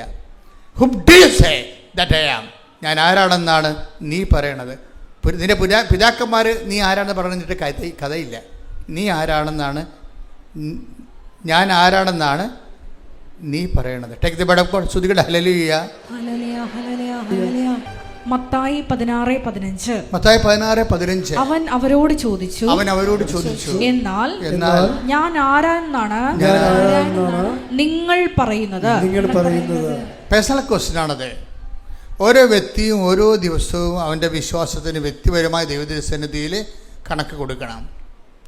നിൻ്റെ വിശ്വാസം വളർന്നു, നിൻ്റെ വിശ്വാസം വളർന്നില്ലെങ്കിൽ അതിൻ്റെ complete responsibility in your head, നിൻ്റെ തലയിൽ കിടക്കും. ഇതിൻ്റെ അകത്തൊരു വിഷയം വരണത് വളരെ ഈ സൂചിനൂലും കോർക്കണ പോലെ. ഓടുകയും ചെയ്യണം, സൂചിനൂലും കോർക്കുകയും ചെയ്യണം, ഇല്ലേ? അങ്ങനെ ഒരു വട്ടം ഇല്ലേ? ഇല്ലേ? സ്പോർട്സിൽ നമ്മൾ ഓടുകയും ചെയ്യണം, ആ ഓട്ടത്തിനിടയിൽ സൂചിനൂലും കോർക്കുകയും ചെയ്യണം. ഇതുപോലെ നാരങ്ങ സ്പൂൺ ഓട്ടമില്ലേ? സ്പൂണിൽ നാരങ്ങ വെച്ചുകൊണ്ട് നമ്മൾ ഓടും, പക്ഷെ നമ്മൾ ഓടി ജയിക്കും. പക്ഷെ ചിലപ്പോൾ സ്പൂണിൽ നാരങ്ങ ഉണ്ടാകത്തില്ല. അപ്പോൾ തോറ്റുപോയി. ഓടി ജയിക്കാൻ നമുക്ക് ലോകത്തിൽ കള്ളത്തറവ, തോന്നിവാസവ, കരിഞ്ചന്ത്, കള്ളനോട്ട എന്തൊക്കെ ഓടി ജയിക്കാൻ പറ്റും. പക്ഷെ ജയിച്ച് കഴിയുമ്പോൾ സ്പൂണിൽ നാരങ്ങ ഉണ്ടാകത്തില്ല. അപ്പോൾ തോറ്റതായിട്ട് പ്രഖ്യാപിക്കും. അതാണ് വിഷയം. അത് ഭയങ്കര സീരിയസ് വിഷയമാണ്. അപ്പോൾ ഓടുമ്പോൾ ഓട്ടത്തിലായിരിക്കും ആൾക്കാർ ശ്രദ്ധിക്കണതേ, നാരങ്ങയെ ശ്രദ്ധിക്കത്തില്ല. അപ്പം അതുകൊണ്ട് ഞാൻ വിശ്വാസം, ഞാൻ നല്ല ഓട്ടം ഓടി എന്താ പറയണത്? വിശ്വാസം നാരങ്ങ സംരക്ഷിച്ചു, വിശ്വാസം സംരക്ഷിച്ചു. അത് ഈ ഓട്ടത്തിൽ, പരക്കം പാച്ചിൽ സൂക്ഷ്മതയോടെ സൂക്ഷിക്കേണ്ട ഒരു വിഷയമാണ് നിത്യത. അതുകൊണ്ടാണ് കൃപാസൻ എപ്പോഴും നിത്യതയെക്കുറിച്ച് പറയും. ഞാൻ നിത്യതയെക്കുറിച്ച് പറയാൻ കാരണം അതുമാത്രമല്ല, ഈ നിങ്ങളുടെ ഈ കൂട്ടായ്മയും ഞാനിവിടെ നിൽക്കുന്നതും കർത്താവ് നമ്മുടെ മധ്യത്തിൽ സാന്നിധ്യം നൽകുന്നതിൻ്റെ പിന്നിലുള്ളത് എന്താണ്? മാതാവിൻ്റെ പ്രത്യക്ഷീകരണമാണ്. 2004 സംഭവിച്ച മാതാവിൻ്റെ പ്രത്യക്ഷീകരണമാണ്. അപ്പോൾ മാതാവിൻ്റെ പ്രത്യക്ഷീകരണം സമയഘടികാരം നെഞ്ചിൽ ചാർത്തി ദുരന്തം ഉണ്ടാകാൻ കൊണ്ട് പ്രാർത്ഥിക്കണമെന്നാണ് അമ്മ സന്ദേശം നൽകിയത്. ആ സന്ദേശം ലോകം സഭ ഏറ്റെടുക്കണം. എന്നിട്ട് ലോകവ്യാപകമായ ദൈവത്തിൻ്റെ സന്ദേശം കൈമാറണം. ലോകത്തിൻ്റെ വീണ്ടെടുപ്പിന് വേണ്ടി ദൈവം ഈ കൊച്ചിടത്തെ ഉപയോഗിക്കുകയാണ്. അതുകൊണ്ടാണ് നിങ്ങളെ തിരിച്ച് ഇങ്ങനെ വിളിച്ചു വരുത്തിയത്. എന്തിനാണ്? പ്രത്യക്ഷീകരണ പ്രാർത്ഥന എല്ലാം വേണ്ടി വിളിച്ചു വരുത്തിയതാണ്. നിങ്ങൾ പ്രത്യക്ഷീകരണ പ്രാർത്ഥന ചൊല്ലിക്കൊള്ളാമെന്ന് പറഞ്ഞാണ് ഉടമ്പടി ചെയ്തിരിക്കുന്നത്, അല്ലേ? ഉടമ്പടി ചെയ്യുമ്പോൾ ദൈവത്തിൻ്റെ ആദ്യ പോർഷൻ ദൈവത്തിൻ്റെത് അങ്ങോട്ട് മാറും. ചില ആൾക്കാർ ബിസിനസ് ചെയ്യുമ്പോൾ എന്ത് ചെയ്യും? അവിടെ അതിൻ്റെ അകത്തുള്ള ലാഭം എടുത്ത് ആദ്യം അവർ പറപ്പം മേടിക്കും, എന്നിട്ട് കണ്ടവൻ്റെ കാശെടുത്തിട്ടാണ് പിന്നെ ബിസിനസ് ചെയ്യണത്. അത് തെറ്റാണ്. ഞാൻ പറഞ്ഞു വരുന്നതിൻ്റെ കാര്യം, ഇതിൻ്റെ ഫസ്റ്റ് പോർഷൻ പ്രത്യക്ഷീകരണ പ്രാർത്ഥനയാണ്. അത് നിങ്ങൾ മുട്ടയെന്ന് ചെല്ലണം. മുട്ടയെന്ന് ചെല്ലുമ്പോൾ പ്രാർത്ഥിച്ചാൽ മാത്രം പോരാ, നിങ്ങൾ ആഗ്രഹിക്കണം. എന്ത് ചെയ്യണം? കർത്താവ് എത്രയും വേഗം നിൻ്റെ പ്രത്യക്ഷീകരണം, അമ്മയുടെ പ്രത്യക്ഷീകരണം സഭ പഠിക്കാൻ ഇടയാക്കണമേ, എന്നിട്ട് ലോകത്ത് വ്യാപകമായി അതിൽ പ്രചരിക്കാൻ ഇടയാക്കണമേ. ഇപ്പം ഞാൻ ഓരോ രാജ്യങ്ങളൊക്കെ ചെല്ലുമ്പോൾ പ്രത്യക്ഷീകരണ പ്രാർത്ഥനയുടെ കൂട്ടായ്മയാണ് ഉള്ളത്. ഇപ്പോൾ പ്രത്യക്ഷീകരണ പ്രാർത്ഥനയുടെ വാട്സപ്പുകൾ, ഇപ്പം ഞാൻ തന്നെ രാവിലെ എഴുന്നേറ്റിട്ട് നിങ്ങളുടെ കൂടെ 5:30 പ്രാർത്ഥിക്കണില്ലേ? നിങ്ങളത് മുടങ്ങരുത് കേട്ടോ. നമ്മൾ ഡെയിലി ബ്രെഡ് മുടങ്ങരുത്. ഡെയിലി ബ്രെഡ് കൂടുന്നത് കൈപ്പൊക്കെ പ്രൈസ് ലോർഡ്. ഇനി കൂടാത്തവർ ഇന്ന് നാളെ മുതൽ കൂടിയേക്കണം. 5:30 നമ്മൾ ഒരുമിച്ചാണ് പ്രത്യക്ഷ പ്രാർത്ഥന ചെല്ലണത്. എന്നിട്ട് ഞാൻ നിങ്ങളുടെ എല്ലാവരുടെയും തലയൊക്കെ വെച്ച് പ്രാർത്ഥിക്കും. എന്തിനാ പ്രാർത്ഥിക്കണത്? നിങ്ങൾ പോകുന്ന ഇടങ്ങളിൽ നിങ്ങളുടെ കൂടെ ദൈവത്തിൻ്റെ ദൂതനെ സെൻഡ് ചെയ്യാൻ. അത് നിസ്സാരമല്ല, അത് ഭയങ്കര സീരിയസ് വിഷയമാണ്. നമ്മൾ പോകുന്നിടത്തേക്ക് നമ്മുടെ ദൂതൻ, നീ പോകുന്നിടക്ക് ഇടത്തേക്ക് നിനക്ക് മുമ്പേ ഞാൻ എൻ്റെ ദൂതനെ അയക്കൂ എന്നുള്ള വാഗ്ദാനമാണ്. Take the word of God. സ്തുതിക്കട്ടെ. ഹല്ലേലൂയ. Hallelujah, hallelujah, hallelujah. പുറപ്പാട് 23:20. ഇതാ ഇതാ ഒരു ദൂതനെ നിനക്ക് മുൻപേ ഞാൻ അയക്കുന്നു. അവൻ നിന്റെ വഴിയിൽ നിന്നെ കാത്തുകൊള്ളും. ഞാൻ ഒരുക്കിയിരിക്കുന്ന സ്ഥലത്തേക്ക് നിന്നെ കൊണ്ടുവരികയും ചെയ്യും. ഇത് നിസ്സാരമല്ല. നമ്മുടെ ഓരോ യാത്ര, ഇപ്പം ഞാൻ രാവിലെ എഴുന്നേറ്റ് എവിടെയെങ്കിലും പോകുകയാണെന്ന് അന്ന് പോകുകയാണെങ്കിൽ 5 മണിക്ക് കുർബാന അർപ്പിക്കും ഒറ്റക്ക്. നമ്മൾ ഈ കാണുന്ന കുർബാനയല്ലേ, ഒറ്റക്കുള്ള കുർബാന എന്ന് പറയുന്നത് വേറെ ഒരു ഫീലാണത്. നമ്മളും ദൈവവും പരിശുദ്ധ അമ്മയും എല്ലാവരും കൂടി മാത്രം, വേറെ ആരും ഉണ്ടാകത്തില്ല അവിടെ. അപ്പം അവിടെ കുർബാനയുടെ ഓരോ വാക്കുകളും പിടിച്ച് ചൊല്ലി അതെല്ലാം ആദ്യം നമ്മൾ ആവഹിച്ചതിന് ശേഷം ആ സ്പെല്ലൗട്ട് ചെയ്ത് ഹൃദയത്തിൽ വിശ്വസിക്കുന്നത് അതരം കൊണ്ട് പ്രഖ്യാപിച്ച് രക്ഷ എന്നാകുന്ന ക്രിസ്തുവിനെ പ്രാപിച്ചങ്ങ് പോകും. അപ്പം അതിന് ചിലപ്പോൾ ഞാൻ 2.5 മണിക്കൂറൊക്കെ എടുക്കും കുർബാന അർപ്പിക്കാൻ. സാഹിത്യ അക്കാദമി പഠിക്കുന്ന കാലത്ത് തൃശ്ശൂരിൽ ഞാൻ അപ്പത്തമ്പുരാനിലാണ് താമസിച്ചത്. അപ്പത്തമ്പുരാനിൽ കുർബാന എനിക്കൊരു ലോഡ്ജ് തന്നു ഗവൺമെൻറ് അവിടെ പഠിക്കാൻ, റിസർച്ചിന് വേണ്ടി.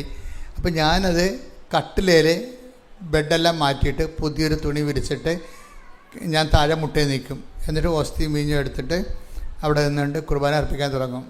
കുർബാന അടുപ്പിക്കുക ഇപ്പോൾ 8 മണിക്ക് തുടങ്ങുന്ന കുർബാന തീരുമ്പോൾ 9:30-10 മണിയാവും, ചിലപ്പോൾ 10 ആവും. ഇടയ്ക്കിടയ്ക്ക് പ്രാർത്ഥിച്ച് ഒറ്റക്കുള്ള കുർബാന ഒരു വല്ലാത്ത സംഭവമല്ലേ. നമുക്ക് ജനങ്ങളുമായിട്ട് അങ്ങനെ പറ്റത്തില്ല. ജനങ്ങൾക്ക് പല ജോലികളും കാര്യങ്ങളൊക്കെ ഉള്ളത് കാരണം അവർക്ക് ഓരോ ടൈമിന് ഓരോ സ്ഥലത്ത് എത്തിച്ചേരണം.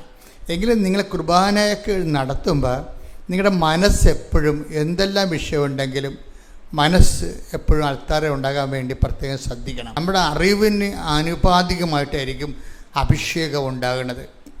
അഭിഷേകം ഉണ്ടായില്ലെന്നുണ്ടെങ്കിൽ ചുമ്മാ ഇതൊരു ആവർത്തനം മാത്രമായിട്ട് നമുക്ക് ഡ്രൈനെസ് ഫീൽ ചെയ്യും. പല ആൾക്കാർക്ക് ശ്രദ്ധയില്ലാത്ത കൊണ്ടാണ് ഈ കുർബാന വരേണ്ടതായിട്ട് തോന്നുന്നത്. ശ്രദ്ധ വന്നാൽ ദൈവസ്നേഹം വരും, വിശ്വാസം വരും, പ്രത്യാശ വരും. ദൈവസ്നേഹം എന്ന് പറയുന്നത് കുർബാനയിൽ ഉരുത്തിരിഞ്ഞ് വരുന്ന ദൈവസ്നേഹം ക്വാളിറ്റേറ്റീവ്ലി ഭയങ്കര വ്യത്യാസമുണ്ട്. കുർബാനയിൽ ഉരുത്തിരിഞ്ഞ് വരുന്ന ദൈവസ്നേഹത്തിന് ഇപ്പം ചില പാലിന് കൊഴുപ്പ് കൂടുമെന്ന് പറഞ്ഞ പോലെ തന്നെയാണ് കുർബാനയിൽ അർപ്പിച്ചിട്ട് ഉരുത്തിരിഞ്ഞ് വരുന്ന ഒരു ദൈവസ്നേഹത്തിന് വേറെ ഒരു ഫീലാണ് വരണത്. അപ്പം അതുകൊണ്ട് തന്നെ ഈ കുർബാനകൾ കൂടുമ്പോൾ അതൊരു ഭാഗ്യമായി കാണണം. കുർബാന പരമാവധി മിസ്സാകാതിരിക്കാൻ വേണ്ടി ശ്രദ്ധിക്കണം. കുർബാന മിസ്സാകുന്നതിന് 1000 കാര്യങ്ങൾ എപ്പോഴും നമുക്ക് മുമ്പിൽ പിശാച് പറഞ്ഞുകൊണ്ടിരിക്കും. ഞാൻ ഈ ദിവസങ്ങളൊരു സാക്ഷ്യം കേട്ട്, ആരുടെ സാക്ഷ്യമാണത്, അതായത് നല്ല സാക്ഷിയായിരുന്നു, ജെറോമി എന്നും പറഞ്ഞു, ഒരു ചെറുപ്പക്കാരനാണ്, പയ്യൻസാണ്. പക്ഷേ അയാൾ ഒരു IT ഓഫീസറാണ്. ഇപ്പോൾ ജെറോമിയുടെ ഒരു സാക്ഷ്യം നിങ്ങൾ കേട്ട് കാണാം. ഇപ്പം തന്നെ 10-62,000 ആൾക്കാർ കണ്ടു കഴിഞ്ഞു. ജെറോമിയുടെ സാക്ഷ്യം എന്ന് പറയണത്, അയാൾ പറയണത്, എനിക്ക് കുർബാനയ്ക്ക് പോകാതിരിക്കുക, ഉടമ്പടിയെക്കുറിച്ച് പുള്ളിക്കാരൻ കഴിഞ്ഞ ദിവസം നടന്ന സാക്ഷ്യമാണ്. ഈ കുർബാന ഉടമ്പടി എന്ന് പറയണത് അദ്ദേഹം അവസാനം എൻ്റെ കൺക്ലൂഷൻ പറയുന്നുണ്ട്, ട്രാക്കില്ലാത്തവർക്ക് ട്രാക്ക് കൊടുക്കണ പ്രാർത്ഥനയാണെന്ന്. അത് ആദ്യമായിട്ട് ഞാൻ കേൾക്കണത്. ട്രാക്കിലല്ലാതെ ഓടുന്ന ആൾക്കാരില്ലേ, അവരെ ട്രാക്കിലാക്കുന്ന പ്രാർത്ഥനയാണ്. ഇപ്പം നമുക്കറിയാമല്ലോ, എല്ലായിടത്തും കിടന്ന് ഓടി നമുക്ക് സമ്മാനം കിട്ടത്തില്ലല്ലോ. ട്രാക്കിൽ തെറ്റിച്ചാലും നമുക്ക് സമ്മാനം കിട്ടത്തില്ല.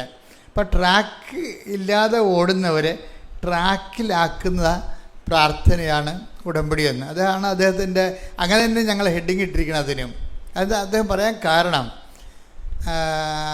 അദ്ദേഹം ഈ ജീവിതത്തെ അദ്ദേഹം ഉടമ്പടി ദൈവാനുഭവം ഉണ്ടായിക്കഴിയുമ്പോൾ ഗതകാല ജീവിതത്തെ പുള്ളി ഇവാലുവേറ്റ് ചെയ്യും. ഭയങ്കര രസമാണ്.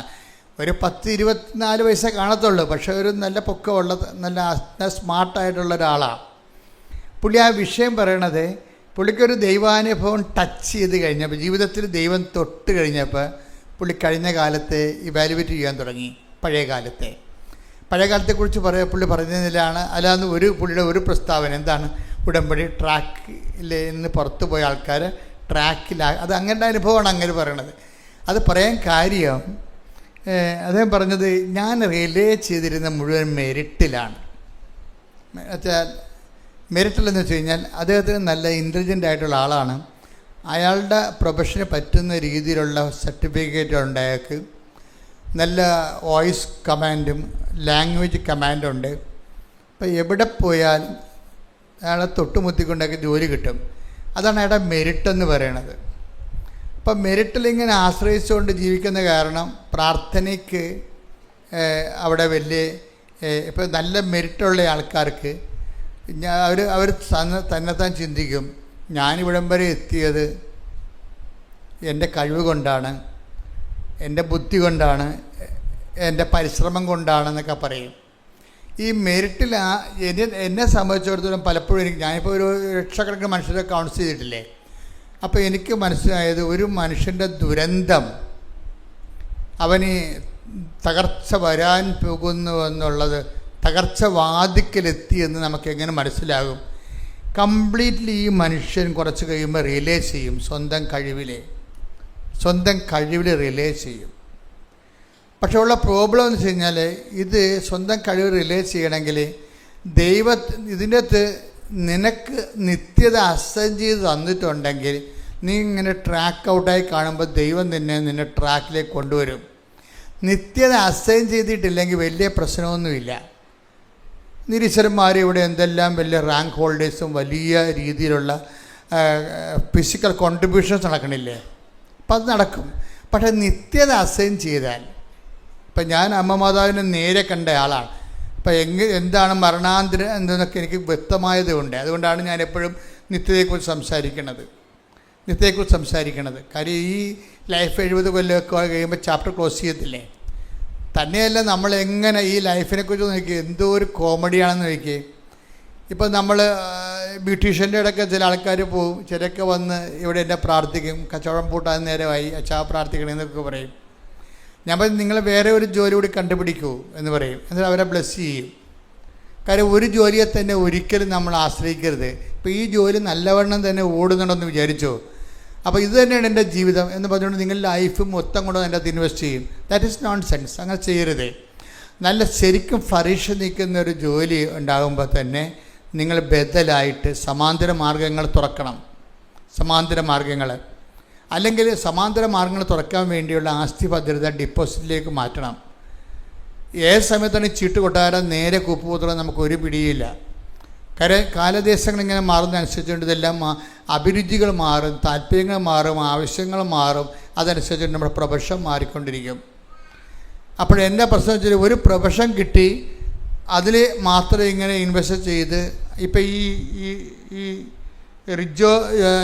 ജെറോമി എന്ന് പറയുന്ന ആളൊരു ITI ആയിട്ടുള്ള ഒരു പ്രൊഫഷണലാണ്. അയാൾ അബുദാബി വർക്ക് ചെയ്യണം. വൈഫുണ്ട് അവിടെ, കുടുംബമായിട്ട് സെറ്റ് ചെയ്യുന്നു, അമ്മയുണ്ട് കൂടെ. അവർ വെൽ സെറ്റിൽഡ് എന്ന് പറയുന്ന രീതിയിൽ വെൽ സെറ്റിൽഡാണ്. വെൽ സെറ്റിൽഡായിട്ട് പോകുമ്പോൾ തന്നെ ഈ മനുഷ്യൻ്റെ കുർബാനയൊക്കെ ഒന്നുമില്ല. കുർബാനയ്ക്ക് പോകുന്ന കാര്യം അമ്മ കൂടെ ഉള്ളതുകൊണ്ട് അമ്മ ഓർപ്പിക്കും. അമ്മ കൂടെ ഉള്ളതെന്ന് പറയുമ്പോൾ നമ്മളെ ഓർപ്പിക്കാൻ വേണ്ടിയുള്ള ദൈവത്തിൻ്റെ ഒരു അംബാസിഡറാണ് അമ്മയെന്ന് പറഞ്ഞ ആൾ. അമ്മമാർ ചില സമയത്ത് ആ അംബാസിഡർ പണി ചെയ്യത്തില്ല. അമ്മയെന്ന് പറഞ്ഞാൽ ദൈവത്തിൻ്റെ അംബാസിഡറാണ്. വെച്ചാൽ മക്കളെ ദൈവത്തിൻ്റെ വഴികൾ ഓർപ്പിക്കും. ഇപ്പം നിങ്ങൾ സിസ്റ്ററിലേക്ക് ന്യൂസനിലേക്ക് വിളിക്കുമ്പോൾ നിങ്ങൾ ഉടനെ ശമ്പളത്തിൻ്റെ കാര്യമല്ലേ ചോദിക്കണത്. ബാങ്കുകാരെ വിളിച്ചായിരുന്നു ഇങ്ങനെ പോയാൽ ജപ്തി ആകുമെന്നല്ല ആദ്യം അവനെ ഭീഷണിപ്പെടുത്തുകയല്ലേ ചെയ്യണത്. അത് നിങ്ങളുടെ ഒരു ഫസ്ട്രേഷൻ കൊണ്ട് ചെയ്യണതാണ്. പക്ഷേ അവൻ്റെ ആധ്യാത്മിക കാര്യങ്ങൾ നിങ്ങൾ ചോദിക്കണം. കാര്യം നിങ്ങളുടെ ചുമതലയാണത്. അത് നിങ്ങളുടെ കെയർ ഓഫിലാണ്. നിങ്ങളതിൻ്റെ അംബാസിഡറാണ്. നിങ്ങൾ ഓർപ്പിക്കാനുള്ള ദൈവരാജ്യത്തിൻ്റെ അംബാസിഡറാണ്. ദൈവരാജ്യത്തിൻ്റെ നയങ്ങളും നിലപാടുകളും പറഞ്ഞു കൊടുക്കേണ്ടത് ആരാണ്? അമ്മ മരിക്കണവരെ അമ്മ തന്നെയാണ്. അമ്മ മരിച്ചു കഴിഞ്ഞാൽ പിന്നെ ഭാര്യയുടെ ചുമതലയാണ് ദൈവകാര്യങ്ങൾ പറഞ്ഞു കൊടുക്കുക എന്നുള്ളത്. കാര്യം മറ്റുള്ളവരെക്കാൾ ജെൻസിനേക്കാൾ കൂടുതൽ വിശ്വാസമുള്ള ആർക്കാണ്? ലേഡീസിനാണ് അല്ലേ? അത് കൃത്യമായ പ്രകൃതിപരമായിട്ട് അങ്ങനെയാണ്. 12 ശിഷ്യന്മാർ കർത്താവിനുണ്ടെങ്കിലും കർത്താവ് കുരിശിൽ മരിക്കുന്ന സമയത്ത് ഒരു പുരുഷനും 4 സ്ത്രീയുമല്ലേ നിൽക്കണത് അല്ലേ?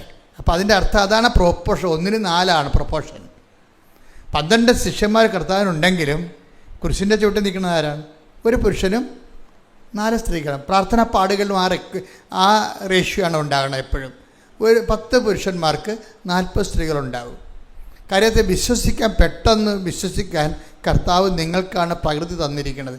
പ്രകൃതിപരമായി ദൈവം നല്ല ജനിതകമായ ഒരു സവിശേഷതയാണ്. നിങ്ങൾക്ക് പെട്ടെന്ന് വിശ്വസിക്കാൻ കഴിയും. ആണുങ്ങളെ ചില സമയത്ത് ആവശ്യമില്ലാത്ത സ്ഥലത്ത് കയറി മെരിട്ട് ഉപയോഗിക്കും. ഈ ജെറോമി എന്ന് പറഞ്ഞ ആൾ പറഞ്ഞത് ഞാൻ മെരിട്ടിലാണ് ജീവിച്ചതെന്ന്. എന്താ കാര്യം? മെരിട്ടെന്ന് പറഞ്ഞാൽ എന്താണ്? എൻ്റെ കഴിവ്, എൻ്റെ ബുദ്ധി, എൻ്റെ പരിശ്രമം, ഹാർഡ് വർക്ക്, എൻ്റെ ഉറക്കം നിപ്പ്, അതുകൊണ്ടാണ് ഞാൻ ജീവിതത്തിൽ വിജയിച്ചത്. പിന്നെ ദൈവത്തിന് അവിടെ ഓപ്ഷൻസോ പ്രൊവിഷൻസോ ഇല്ല.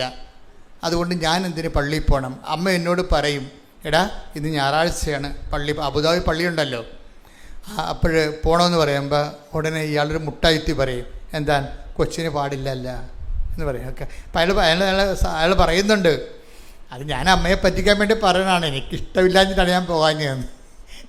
ഞാൻ അമ്മയെ പറ്റിക്കാൻ വേണ്ടി പറയണതാണ് എന്ന് ഓരോ ദിവസവും ഓരോ മുട്ടായിത്തി പറയും. കൃപ നഷ്ടപ്പെട്ട് കഴിഞ്ഞാൽ നമ്മൾ ദൈവത്തിന് മുടന്തൻ ന്യായങ്ങളുടെ എണ്ണം കൂടും. പ്രാർത്ഥന മാറ്റിവെക്കാനും അങ്ങനെ തന്നെ നിങ്ങൾക്ക് ഓരോ ന്യായങ്ങൾ കണ്ടുപിടിക്കും. നമ്മളിന്ന് പള്ളിയിൽ പോയതാണല്ല, ഇന്ന് പെരുന്നാളായിരുന്നല്ല, അവിടെ കൊന്ത ഉണ്ടായിരുന്നല്ല, അതുകൊണ്ട് കൊന്ത ചെല്ലണമെന്ന് പറയും. അവിടെ കൊന്ത ഉണ്ടായിരുന്നത് ശരിയാണ്, പക്ഷെ നീ കൊന്തൊക്കെ കൂടിയോ? അല്ല, കൂടിയിട്ടില്ല. അവിടെ പോയി ഇരിപ്പുണ്ടായിരുന്നു, ആ കൊന്തയിൽ നീ പങ്കെടുത്തോ? ആ സമയത്ത് നീ വേറെ പല വിചാരം കൊണ്ടിരിക്കുകയായിരിക്കും. അവിടെ പോയി ആ പ്രദേശത്ത് പള്ളിയിൽ പെരുന്നാളിന് കൊന്തയിലണ സമയത്ത് ആ പ്രദേശത്തുണ്ടായിരുന്നു എന്നുള്ളതിൻ്റെ ഒരു വകുപ്പിൽ കുടുംബപ്രാർത്ഥന മുടക്കുകയാണ് നീ. മനസ്സിലായില്ലേ? ഇപ്പം ഈ റിലേഷൻസ് നിങ്ങൾ നോക്കണം ശരിക്കും. അപ്പം ഇങ്ങനെ പതുക്കെ വിട്ടു പോവുകയാണ് ദൈവത്തിലേക്ക്.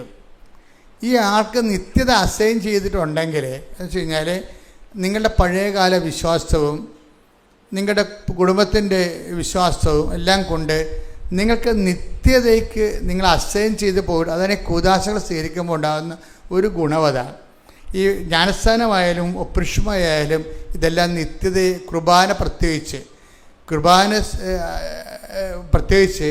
നിത്യതയുമായിട്ട് ബന്ധപ്പെട്ടാണ് ഈ കൂദാശകൾ 3 കിടക്കുന്നത്. ജ്ഞാനസ്ഥാനം നിത്യതയുടേതാണ്, ഒപ്രിഷ്മ നിത്യതയുടേതാണ്, അതുപോലെ തന്നെ നിത്യയുടെ ഒപ്രിഷ്മയാണ് പവർഫുൾ വെച്ചാൽ നിത്യതയുമാണ് അനുദിന ജീവിതത്തിൽ ഇതുമാണ്. ഒപ്രിഷ്മയ്ക്കുള്ള ഗുണം അതാണ്. പരിശുദ്ധാത്മാവ് നിത്യതയിലും ഏറ്റവും പ്രധാനമായിട്ട് പരിശുദ്ധാത്മ പ്രവർത്തിക്കുന്നത് അനുദിന ജീവിതത്തിലാണ്. നീ എന്താണ് വഴി, നീ നടക്കേണ്ട വഴി, നിൻ്റെ മുഖത്ത് നോക്കി ഉപദേശിക്കുമെന്ന് പറഞ്ഞുകൊണ്ട് നമ്മളെ ഓരോരോ സമയത്തും ദൈവത്തിൻ്റെ വഴികളിലൂടെ നയിച്ചുകൊണ്ടിരിക്കുന്ന പരിശുദ്ധാത്മാവാണ്. നമുക്കൊരു കോൺഷ്യസ് ഉണ്ടായാൽ മാത്രം മതി പരിശുദ്ധാത്മാവിനെക്കുറിച്ച്. പിന്നെ നഷ്ടപ്പെട്ടു പോകാതിരിക്കാൻ വേണ്ടി ഒരു പ്രിക്കോഷൻസ് ഉണ്ടാകണം, കോൺഷ്യസ് ഉണ്ടാകണം, ബോധം, പ്രിക്കോഷൻസ് ഉണ്ടാകണം. എന്താണ്? ഒരു മുന്നൊരുക്കം ഉണ്ടാകണം, നമുക്കതിനെക്കുറിച്ച് ജാഗ്രത ഉണ്ടാകണം. അത്ര ഉണ്ടെങ്കിൽ പരിശുദ്ധാത്മാവിൻ്റെ ജീവിതം ഈസിയായിട്ട് നമുക്ക് ജീവിക്കാൻ പറ്റും. അപ്പം നീ നടക്കേണ്ട വഴി ഇപ്പം ഇങ്ങനെ വരുമ്പോൾ ഈ ഡെയിലി പ്രാർത്ഥനാ ജീവിതത്തിനകത്ത് മങ്ങലേൽപ്പിച്ചു കഴിഞ്ഞാൽ പരിശുദ്ധാത്മാവ് വർക്ക് ചെയ്യാൻ കുറവ്. ഇപ്പം നമ്മൾ പരിശുദ്ധാത്മാവ് എങ്ങനെയാണ് വർക്ക് ചെയ്യണമെന്ന് വെച്ച് കഴിഞ്ഞാൽ പെട്രോൾ പോലെയും ചില വണ്ടികൾക്ക് നമ്മൾ ഒരു വർഷം കൂടുമ്പോൾ വണ്ടിയുടെ ഓയിൽ ഒഴിക്കത്തില്ലേ, അതുപോലെ തന്നെ പരിശുദ്ധാത്മാവിൻ്റെ പ്രവർത്തനം എന്ന് പറയണത്. ഓയിൽ ഒഴിക്കുമ്പോഴാണ് എൻജിൻ സ്മൂത്തായിട്ട് റൺ ചെയ്യത്തുള്ളത്. അല്ലെന്നുണ്ടെങ്കിൽ കുറച്ച് കഴിയുമ്പോൾ തേയ്മാനം കൂടും, കുറച്ച് കഴിയുമ്പോൾ ഇടയ്ക്ക് വീണ് പോകും, പിന്നെ അത് വിൽക്കാനേ പറ്റത്തുള്ളൂ. എൻ്റെ ചിലപ്പോൾ പറയും, നമ്മൾ പാർട്സിന് വേണ്ടി ചെല്ലുമ്പോൾ പറയും, അയ്യോ ഇത് ഇപ്പം കമ്പനി ഈ പാർട്സ് ഇറക്കണില്ലെന്ന് പറയും. നിൻ്റെ കാര്യത്തിൽ തീരുമാനമാകും, ആ വണ്ടി പോയി. അതാണ് സംഭവം. അത് ഓയിൽ പോയി. അതുകൊണ്ട് എപ്പോഴും പരിശുദ്ധാത്മാവിനെ നമ്മൾ ദുഃഖിപ്പിക്കാതിരിക്കണം, പിന്നെ നിർവീര്യമാക്കാതിരിക്കണം. അതാണ് ആത്മീയ ജീവിതം എന്ന് പറയുന്നത്. ശ്രദ്ധിക്കട്ടെ. Hallelujah, hallelujah, hallelujah, hallelujah. യേശുവേ നന്ദി. Hallelujah, hallelujah.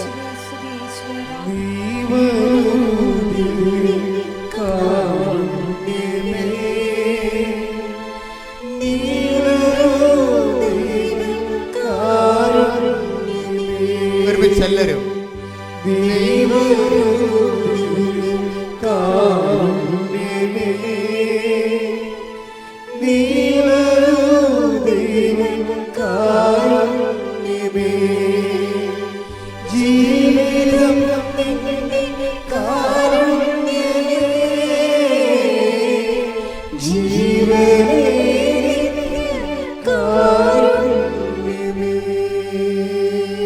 കേട്ട് പാടാതെ, ചുണ്ടുകൊണ്ട് പാടാതെ, ഒന്ന് ചങ്ക് കൊണ്ട് പാടുകയും ആ പ്രാർത്ഥന പാടുമ്പോൾ നീ വരൂ ദിവ്യകാരുണ്യമേ എന്ന് പറയുമ്പോൾ ദൈവത്തിന് തോന്നണം നീ പേഴ്സണലായിട്ട് ഇത് ആവശ്യപ്പെടുന്നുണ്ടെന്ന്.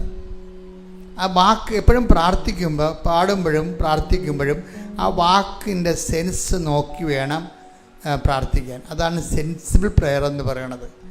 ആ വാക്കിൻ്റെ സെൻസ് ഗ്രാസ്പ് ചെയ്ത് ആണ് നമ്മൾ അത് ആക്ടിവിറ്റി ചെയ്യണത്. അല്ലെങ്കിൽ നോൺസെൻസ് പ്രെയർ ആകും.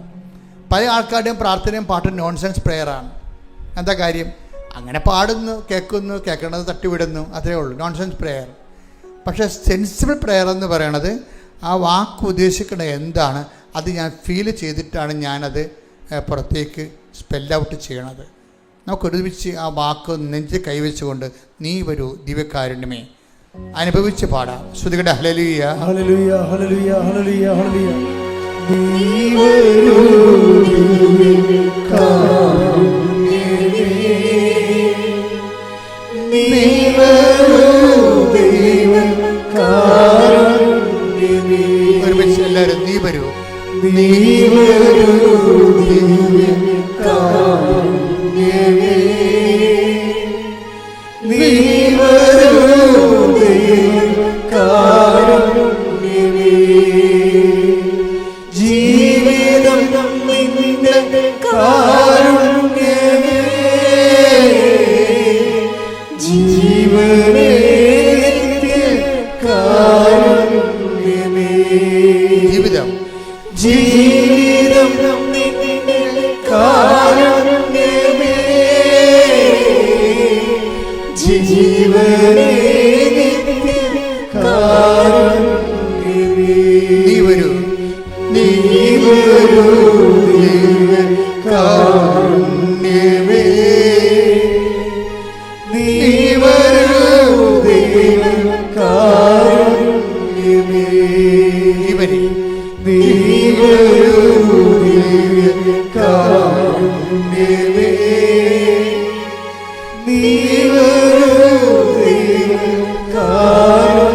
കണ്ണുകൾ അടച്ചുകൊണ്ട് ഏകാഗ്രതയോടെ നീ വരൂ ദിവ്യകാരുണ്യമേ, നീ വരൂ ദിവ്യകാരുണ്യമേ. ജീവനെ ജീവിതം നിന്റെ കാരുണ്യമേ, ജീവനേ കാരുണ്യമേ. ജീവിതം ജീവിതം നിന്റെ കാരുണ്യമേ, ജീവനേ കാരുണ്യമേ. Praise the Lord. Praise the Lord.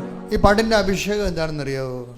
ജീവിതം നിന്റെ കാരുണ്യമേ, ജീവനെ നിത്യകാരുണ്യമേ. ഇത് not by merit but by grace. അത് എൻ്റെ കയ്യിൽ നിന്ന് വിട്ടുപോയി.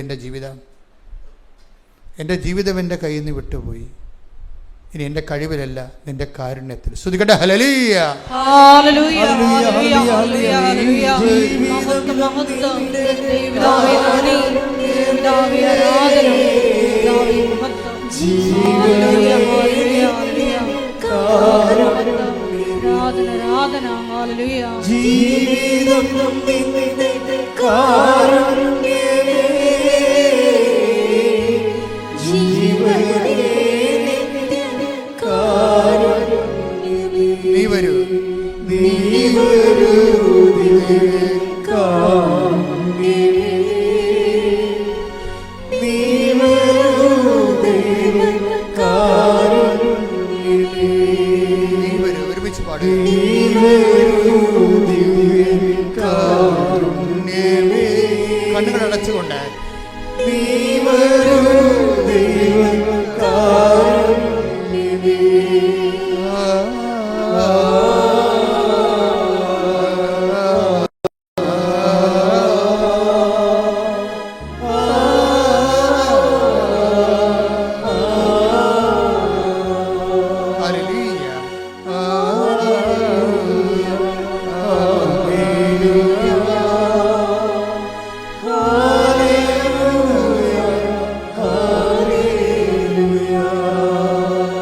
ശ്രുതികട ഹല്ലേലൂയ. ഭാഷാപരത്തോടെ ഭാഷാപരത്തോടെ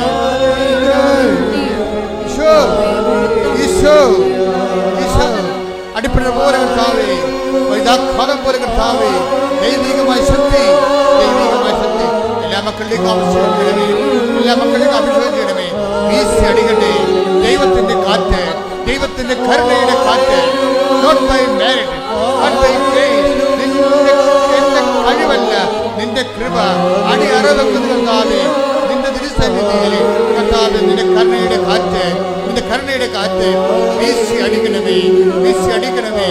തകർന്നു പോയവരെ, ജീവിതം കൈവിട്ടു പോയവരെ കർത്താവേ ഏറ്റെടുക്കണമെന്ന് പ്രാർത്ഥിക്കുന്നു, ഏറ്റെടുക്കുന്ന പ്രാർത്ഥിക്കുന്നു.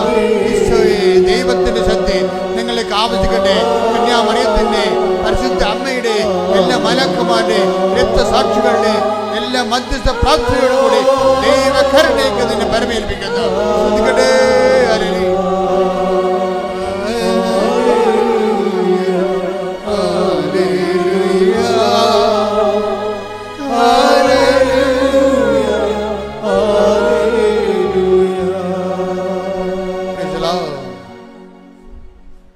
എഫെസ്യസ് 4:30 രക്ഷയുടെ ദിനത്തിനു വേണ്ടി നിങ്ങളെ മുദ്രിതരാക്കിയ ദൈവത്തിന്റെ പരിശുദ്ധാത്മാവിനെ വേദനിപ്പിക്കരുത്.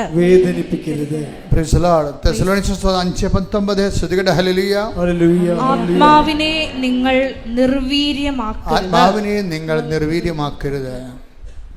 അതായത് ഇതിൻ്റെ അകത്ത് വിഷയം എന്ന് പറയുന്നത്, നമ്മൾ എപ്പോഴും ഉടമ്പടിയിരിക്കുന്നവരെ പരിശുദ്ധാത്മാവ് നിർജ്ജീവമാകാതിരിക്കാനും വേദനിക്കാതിരിക്കാനും പ്രത്യേകം ശ്രദ്ധിക്കണം. കഴിഞ്ഞ ദിവസങ്ങളൊരു ആൾ എന്നോട് ഒരു കേസ് കൊടുക്കുന്നതിനെക്കുറിച്ച് സംസാരിച്ചു. അപ്പോൾ അദ്ദേഹം കേസ് കൊടുക്കാൻ ഉദ്ദേശിക്കുന്ന ആളിനെ കൂടുതൽ കോടതി ചാർജിങ് വരണമെങ്കിൽ വക്കീൽ പറഞ്ഞിരിക്കണത് ഇന്ന വകുപ്പുകൾ കൂടി കൂട്ടിച്ചേർക്കണമെന്ന് പറഞ്ഞു. അപ്പോൾ എന്നോട് ചോദിച്ചു, ഈ വകുപ്പുകൾ കൂട്ടിച്ചേർക്കാമെന്ന് ഞാൻ ചോദിച്ചു. ഞാൻ പറഞ്ഞു, ഈ വകുപ്പ് സത്യമാണോ? അപ്പം സത്യമല്ല, ആളെ നമ്മളെ കുരുക്കണമെങ്കിൽ അതേ പറ്റത്തുള്ളൂ. ഞാൻ പറഞ്ഞു, പരിശുദ്ധാത്മാവ് പ്രവർത്തിക്കത്തില്ല. എന്താ കാര്യം? അസത്യത്തിൻ്റെ ആത്മാവ്. പരിശുദ്ധാത്മാവിനെ വിളിക്കണത് എന്താണ്? സത്യത്തിൻ്റെ ആത്മാവെന്നാണ് വിളിക്കണത്. സത്യത്തിൽ നിന്നുള്ളവരെല്ലാം എൻ്റെ സ്വരം കേൾക്കും. ഉടമ്പടി ജീവിതം എന്ന് പറയുന്നത് സത്യത്തിൻ്റെ ഒരു ജീവിതമാണ്. അവിടെ നിങ്ങൾ തോറ്റാലും സത്യമോ വെടിയരുത്. നിങ്ങൾ മറ്റുള്ള പ്രതികളുടെ മുമ്പിൽ, പിശാചിന് മുമ്പിൽ ജയിക്കാൻ വേണ്ടി പിശാചിൻ്റെ തന്നെ ആയുധങ്ങൾ ഉപയോഗിക്കരുത്, ദൈവത്തിൻ്റെ ആയുധങ്ങൾ ഉപയോഗിക്കണം. 6:25 എഫെസ്യൻസ് എടുക്കട്ടെ. ശ്രുതികട ഹല്ലേലൂയ.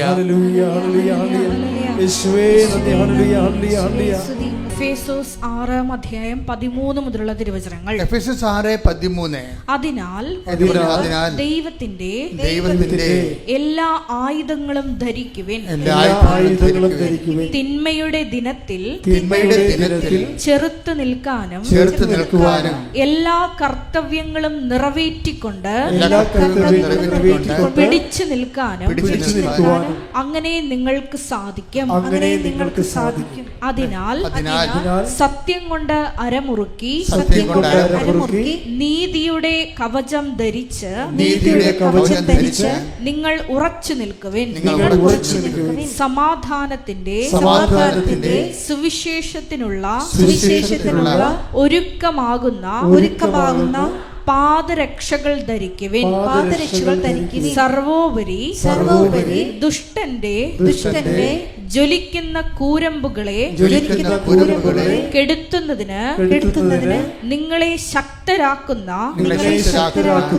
വിശ്വാസത്തിന്റെ പരിച എടുക്കുവിൻ.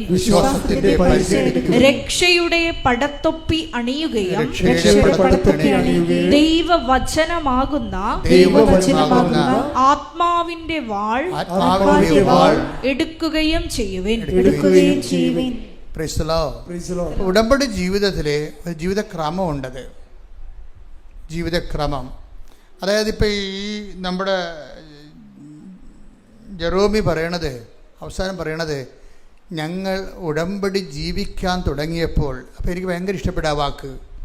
എന്താ അദ്ദേഹം പറയണത്? ഞങ്ങൾ രാവിലെ എഴുന്നേറ്റ് പ്രാർത്ഥിക്കാൻ തുടങ്ങിയെന്നോ ഞങ്ങൾ ദാനധർമ്മം ചെയ്യാൻ തുടങ്ങിയെന്നോ എന്നല്ല പറയണത്.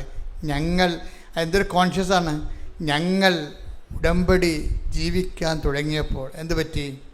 ജീവിക്കാൻ തുടങ്ങുമ്പോൾ ഉടമ്പടിയുടെ പ്രൊട്ടക്ഷൻസ് വരും. എന്താണ് പ്രൊട്ടക്ഷൻ എന്ന് പറയണത്? അതിനകത്ത് വാഗ്ദാനങ്ങളാണ് ഉടമ്പടിയുടെ പ്രൊട്ടക്ഷൻ എന്ന് പറയുന്നത്. അപ്പോൾ നമ്മൾ ഉടമ്പടി എടുക്കുമ്പോൾ നമ്മൾക്ക് നമ്മുടെ അക്കൗണ്ടിലേക്ക് വരണത് ഒരു അക്കൗണ്ട് ദൈവമായിട്ട് ഓപ്പൺ ചെയ്യണം. നമ്മൾ ആ അക്കൗണ്ടിൻ്റെ സാധ്യത എന്ന് പറഞ്ഞാൽ ദൈവത്തിന് 8850 വാഗ്ദാനങ്ങളിലേക്കാണ് നമ്മൾ വരണത്. വാഗ്ദാനങ്ങൾ ഒന്നാണ്. എന്താ ഉള്ളത്? ഞാൻ നിനക്ക് മുമ്പേ എൻ്റെ ദൂതനെ അയക്കുമെന്നുള്ളത്.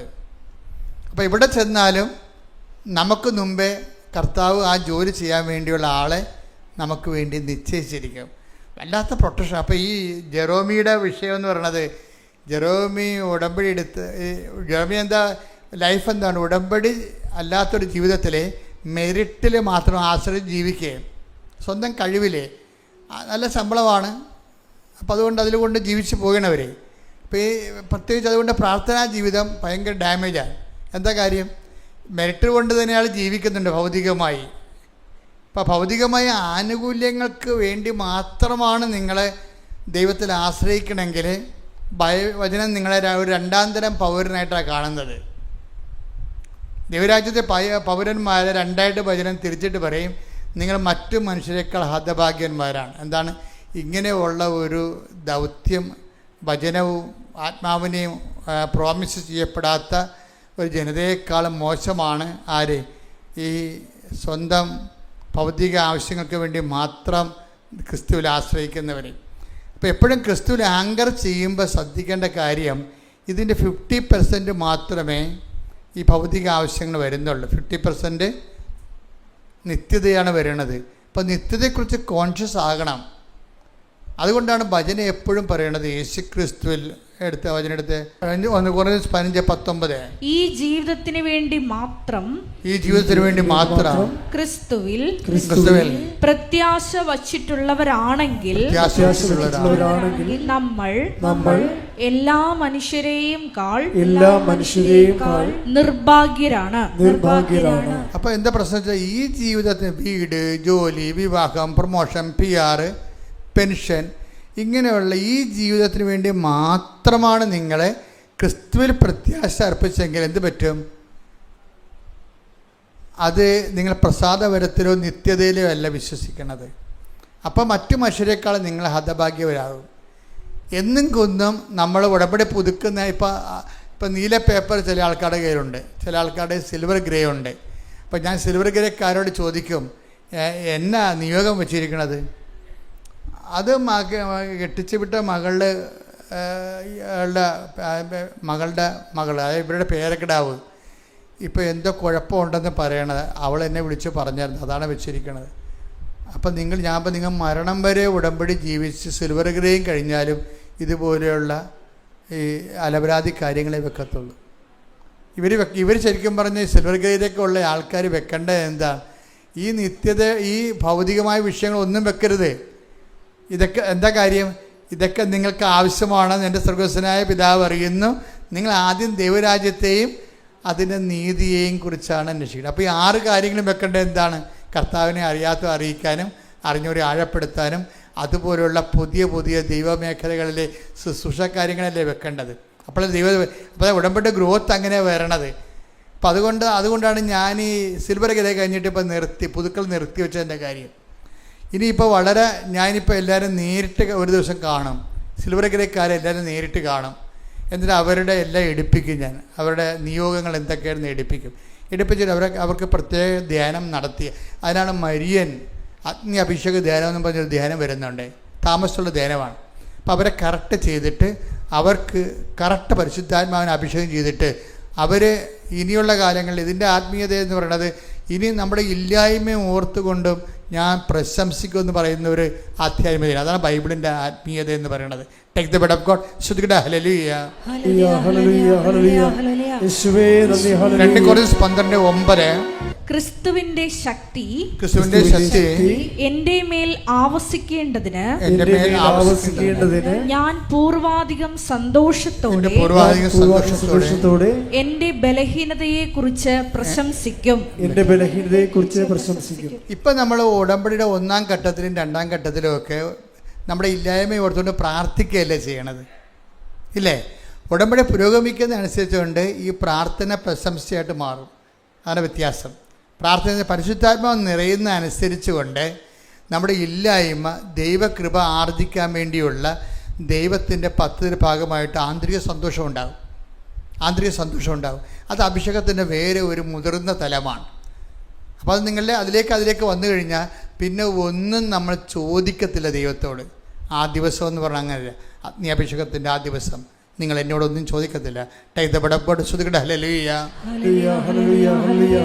യോഹന്നാൻ 16:23 അന്ന് നിങ്ങൾ എന്നോട് ഒന്നും ചോദിക്കുകയില്ല.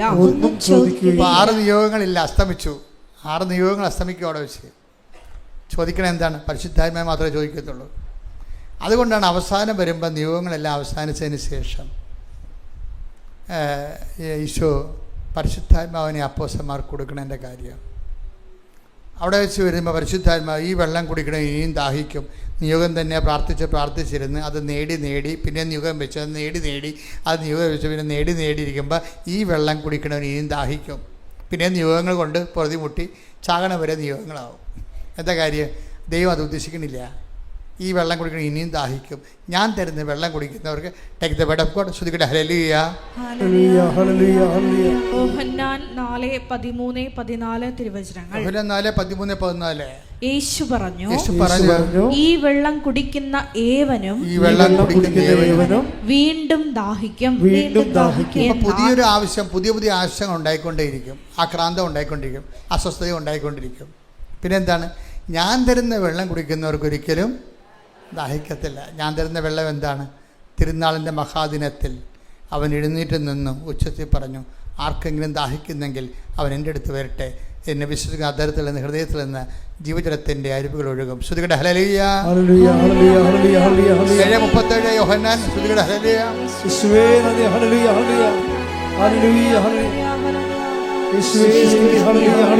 യോഹന്നാൻ 7:37 തിരുനാളിന്റെ അവസാനത്തെ മഹാദിനത്തിൽ യേശു എഴുന്നേറ്റ് നിന്ന് ശബ്ദമുയർത്തി പറഞ്ഞു, ആർക്കെങ്കിലും ദാഹിക്കുന്നെങ്കിൽ അവൻ എന്റെ അടുക്കൽ വന്ന് കുടിക്കട്ടെ. എന്നിൽ വിശ്വസിക്കുന്നവന്റെ ഹൃദയത്തിൽ നിന്ന് വിശുദ്ധ ലിഖിതം പ്രസ്താവിക്കുന്നത് പോലെ ജീവജലത്തിന്റെ അരുവികൾ ഒഴുകും. എന്താണ് ജീവജലത്തിന്റെ അരുവിയും? താഴെ പറയുന്നുണ്ട്, തന്നിൽ വിശ്വസിക്കാനിരുന്നവര് സ്വീകരിക്കാനിരിക്കുന്ന പരിശുദ്ധാത്മാവിനെ കുറിച്ചാണ് അവനത് പറഞ്ഞത്. ഒന്ന് പറഞ്ഞ്, തന്നിൽ വിശ്വസിക്കാനിരുന്നവര് സ്വീകരിക്കാനിരിക്കുന്ന പരിശുദ്ധാത്മാവിനെ കുറിച്ചാണ് അവനത് പറഞ്ഞത്. ഹല്ലേലൂയ.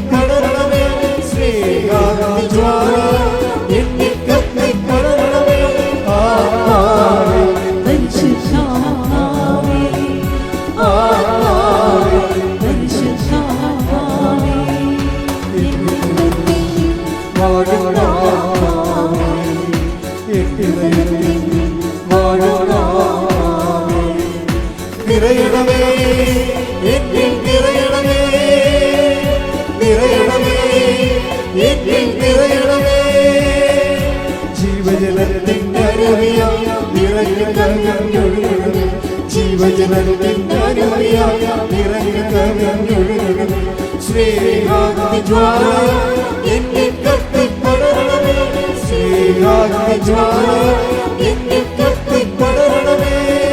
പരിശുദ്ധ പരമദിവ്യകാരുണ്യത്തിന് നേരവും ആരാധനയും സ്തുതിയും പുകഴ്ചയും ഉണ്ടായിരിക്കട്ടെ. അപ്പോൾ ധ്യാനം അതിൻ്റെ വഴിക്ക് പോയിക്കൊണ്ടിരിക്കുകയാണ്. പരിശുദ്ധാത്മാവ് നമുക്ക് വെളിപാട് നൽകി നമ്മൾ നയിച്ചുകൊണ്ടിരിക്കുകയാണ്. ഈ ധ്യാനം നിങ്ങൾ വീണ്ടും കൂടണം. നിങ്ങൾ ധ്യാനിപ്പിക്കുമ്പോൾ ഞാനും ധ്യാനം കൂടിക്കൊണ്ടിരിക്കുകയാണ്. കർത്താവ് നല്ല ചൈതന്യത്തോടെ ഈ കർത്താവിൻ്റെ അവകാശവും ഓഹരിയുമാകുന്ന ദൈവജനത്തോട് കാരുണ്യം കാണിക്കുന്നതാണ് ധ്യാനത്തിൻ്റെ എല്ലാ വശങ്ങളെയും കുറിച്ച് നമ്മൾ എന്ത് ചെയ്യണമെന്ന് പറഞ്ഞു തരുന്നുകൊണ്ടിരിക്കുന്നത്. പരിശുദ്ധാത്മാവിനെ നിലനിർത്തിക്കൊണ്ടിരുന്നാൽ അതിന് പറ്റുന്നൊരു ജീവിതം ജീവിക്കണമെന്നുള്ളതാണ് ഈ 6:13 എഫേസ്യൻസ് നമ്മൾ കണ്ടത്. എങ്ങനെ പരിശുദ്ധാത്മ ഇപ്പം നടപടി എഫേസസ് 4:30, തെസ്സലോനിക്കർ 5:19 പരിശുദ്ധാത്മാവിനെ എങ്ങനെ വേദനിപ്പിക്കാതിരിക്കാം, പരിശുദ്ധാത്മാവിനെ എങ്ങനെ ദുഃഖിപ്പിക്കാതിരിക്കാം, പരിശുദ്ധാത്മ ജീവിക്കാം, അതിനുള്ള ഒരു ഭൗതിക സാഹചര്യങ്ങളെക്കുറിച്ചാണ് നമ്മൾ എഫേസ്യസ് 6:13 പറയണത്. ദൈവത്തിൻ്റെ എല്ലാ ആയുധങ്ങളും ധരിക്കുവിനെന്ന് പറയണത്. ഇതൊക്കെ ഹോംവർക്കുകളാണ്. ഉടമ്പടി എടുത്തവരെ വീട്ടിൽ പോയിട്ട് വീണ്ടും ഈ ധ്യാനം ഒന്നിൽ കൂടണം. പക്ഷേ ദൈവത്തിന് തോന്നണം നിങ്ങൾ ധ്യാനം കൂടുകയാണെന്ന്. അല്ല അച്ഛൻ പറഞ്ഞ് ധ്യാനം കൂടാൻ, അച്ഛൻ പറഞ്ഞ് കൊച്ചി പോകാൻ, ഞാൻ കൊച്ചി പോകുമെന്ന് പറയരുത്. നിങ്ങൾ ദൈവത്തിന് തോന്നണം നിങ്ങൾ ദൈവമേഖലയിലേക്ക് വരുന്നു. ഇപ്പം എന്താ ഈ നമ്മുടെ ഇവനില്ലേ ജെറോമിയുടെ പ്രശ്നം എന്താ? ജെറോമി ഇങ്ങനെ മെറിറ്റിൽ മാത്രം സ്വന്തം കഴിവ്, സ്വന്തം വിദ്യാഭ്യാസം, സ്വന്തം സർട്ടിഫിക്കറ്റ്, സ്വന്തം പ്രൊമോഷൻ, അങ്ങനെ നല്ല പ്രൊഫൈൽ പെട്ടെന്ന് കൊച്ചു കാലം കൊണ്ട് തന്നെ വലിയ പ്രൊഫൈൽ ഉണ്ടാക്കിയ ആളാണ്. അപ്പോൾ അയാൾ അതുകൊണ്ട് അയാൾക്ക് കുടുംബ പ്രാർത്ഥനയും പള്ളിക്ക് പോക്കും ഒക്കെ കുറഞ്ഞ് വന്ന് എന്താ മെറിറ്റിലാണ് അദ്ദേഹം ജീവിക്കണത്. മെറിറ്റിൽ ജീവിച്ചാലുള്ള പ്രശ്നം എന്ന് വെച്ച് കഴിഞ്ഞാൽ പ്രൊട്ടക്ഷൻ ഉണ്ടാകത്തില്ല. അതുകൊണ്ടാണ് ദൈവം ഒരു ഓപ്ഷൻ വെച്ചിരിക്കുന്നത്. എന്താണ്? Not by merit but by grace. അതെപ്പോഴും ഓർത്തേക്കണം. മെറിറ്റിൽ മാത്രം നമ്മൾ ആശ്രയിച്ചാൽ നമുക്ക് സംരക്ഷണം പോകും. പക്ഷെ നമ്മൾ ഗ്രേസിലും ആശ്രയിക്കണമെന്നുണ്ടെങ്കിൽ ഇപ്പോൾ ഇയാൾക്ക് എന്താ സംഭവിച്ചെന്നറിയാമോ? ഇയാൾ മെറിറ്റിൽ മാത്രം ആശ്രയിച്ചു. ജെറോമിക്ക് എന്ത് പറ്റി? പെട്ടെന്ന് സോഫ്റ്റ്വെയർ എല്ലാം ചേഞ്ച് ആയി. സോഫ്റ്റ്വെയർ എൻജിനീയറാണ്. നിങ്ങൾക്കറിയില്ല, ഇപ്പോൾ നമ്മൾ മൈക്രോസോഫ്റ്റിൻ്റെ ഓരോ പഴയ സംഭവമല്ല ഇപ്പോൾ എടുക്കണേ. ഇപ്പോൾ AI വന്നപ്പോൾ കമ്പ്യൂട്ടർകാരുടെ എല്ലാവരുടെയും പണി പോയി. പലരുടെയും ഒരു 50% ആൾക്കാരുടെ പണി പോയി. അതാണ് ഇപ്പോൾ ആൾക്കാർ ഈ ഡിജിറ്റലി AI പഠിക്കാൻ പോണത്. ആർട്ടിഫിഷ്യൽ ഇൻ്റലിജൻസ് വന്നപ്പോൾ കമ്പ്യൂട്ടറിൻ്റെ പല ആൾക്കാരുടെയും പണി പോയി. ഏറ്റവും പണി കിട്ടിയ, ഏറ്റവും പ്രയാസം അനുഭവിച്ച IT മേഖലയിലാണ്. അങ്ങനെ ഈ ഇപ്പോഴത്തെ പുതിയ സംവിധാനത്തിൽ പണി പോയ ആളാണ് ഇങ്ങേര്, നമ്മുടെ ജെറോമി എന്ന് പറഞ്ഞ ആൾ. അങ്ങേര് പണി പോയി എന്ന് വെച്ചാൽ പെട്ടെന്ന് ഷിഫ്റ്റൊക്കെ ഈ കുറേ ആൾക്കാർക്ക് പിരിച്ചുവിടൽ, കുറച്ച് ആൾക്കാരെ പിരിച്ചുവിടലായി. അതുപോലെ തന്നെ ജോലി ചെയ്തുകൊണ്ടിരിക്കുന്ന ജോലി ചേഞ്ച് ചെയ്ത് കൊടുത്തു. കാരണം എന്താണ്? അവരുടെ അയാൾ ചെയ്തുകൊണ്ടിരിക്കുന്ന ജോലി, അയാൾ ഒരാഴ്ച കൊണ്ട് ചെയ്യണ ജോലി 1 മണിക്കൂർ കൊണ്ട് ചെയ്യാൻ പുതിയ തലമുറ കയറി വന്നു. അതാണ്. അപ്പം ത്രട്ടിങ് ആയില്ലേ? അയാൾ ഒരാഴ്ച കൊണ്ട് ചെയ്തുകൊണ്ടിരുന്ന ജോലി 1 മണിക്കൂർ കൊണ്ട് ചെയ്യാൻ വേണ്ടി AIയുടെ പുതിയ ആൾക്കാർ കയറി വന്നു. അപ്പോൾ ഇയാൾക്ക് ആക്രിപ്പണിയായി അതിൻ്റെ അകത്ത്. അപ്പോൾ പഴയ സെറ്റപ്പെല്ലാം പോയി. പണ്ട് വൈറ്റ് കോളറൊക്കെ ഇട്ട് നല്ല ശമ്പളമൊക്കെ മേടിച്ച് തരുമ്പോൾ കമ്പനിക്ക് വേണമെന്നില്ല, വേണേ നിൽക്കുക അപ്പോ എന്ന് പറയുന്നത് കോൺട്രാക്റ്റല്ലേ എല്ലാം. തട്ടെന്ന് പറഞ്ഞാൽ ഇതുപോലെ വല്ലാത്ത തട്ട് കിട്ടി. അതുകൊണ്ടാണ് എപ്പോഴും നിങ്ങൾ പറയണത്, എപ്പോഴും നമ്മൾ മെറിറ്റിൽ പോകാൻ പറ്റത്തില്ല. നമ്മൾ ഉടമ്പടിയിലായിരിക്കുന്നതിൻ്റെ ഒരു ഇൻഷുറൻസ് നമ്മൾ എടുക്കുകയാണ്. എങ്ങാനും തട്ടുകേട് വന്നാൽ തന്നെ നമ്മളെ താങ്ങാൻ കർത്താവിൻ്റെ കൈകളുണ്ടാവും. കൈയടിച്ച് സ്തുതിക്കട്ടെ. Hallelujah, hallelujah, hallelujah, hallelujah, hallelujah. മഹത്വം, മഹത്വം, ആരാധന, ആരാധന. Hallelujah, hallelujah. അത് കർത്താവിൻ്റെ ഒരു വാഗ്ദാനങ്ങളിലാണ് പോണത്. കാര്യം നിനക്ക് ലോകത്തിൽ സഞ്ചരിക്കുമ്പോൾ എന്തെങ്കിലും തട്ടുകേടുണ്ടായാലും കമ്പനിയുടെ നിയമങ്ങൾ മാറാം, ലോകത്തിൻ്റെ എൻജിനീയറിങ് ഇപ്പോഴുള്ള കറണ്ടായിട്ടുള്ള ടെക്നിക്സൊക്കെ എല്ലാം മാറാം, ടെക്നോളജി ചേഞ്ച് ചെയ്യാം. അപ്പോൾ കമ്പനി നിന്നെ പുറത്താക്കും. പക്ഷേ ഒരു അഷ്വറൻസ് നമുക്കുണ്ട്. എന്താണ്? I will not disown you at any cost. Company മാറിയാലും ടെക്നോളജി മാറിയാലും ഞാൻ മാറത്തില്ല, ഞാൻ നിന്നെ തങ്ങും. Take the word of God. ശ്രുതികട ഹല്ലേലൂയ, നീ വരൂ. ശ്രുതികട ഹല്ലേലൂയ.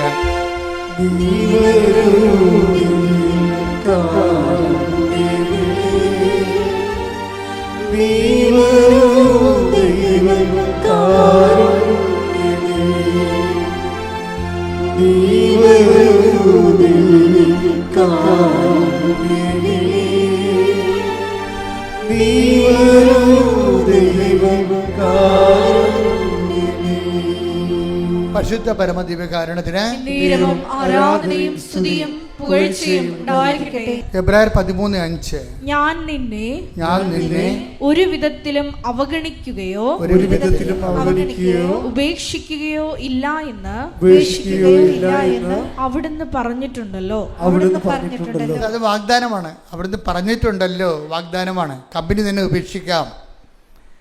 ചിലപ്പോൾ നിൻ്റെ വിദ്യാഭ്യാസം അപ്ഡേറ്റ് ചെയ്യുന്നില്ല എന്നുണ്ടെങ്കിൽ നിന്നേക്കാൾ മുകളിൽ വേറെ ആൾക്കാർ വരികയും അവരെ കമ്പനി അക്കോമഡേറ്റ് ചെയ്യുകയും നിന്നെ റിജക്റ്റ് ചെയ്യുകയും ചെയ്യാം. അങ്ങനെ റിജക്ഷൻ വന്നാലും I will not disown you at any cost. എന്ത് കാരണം വന്നാലും ഈ വചനം വായിച്ചാൽ ഇരുന്ന് കരഞ്ഞു പോകും നമ്മൾ.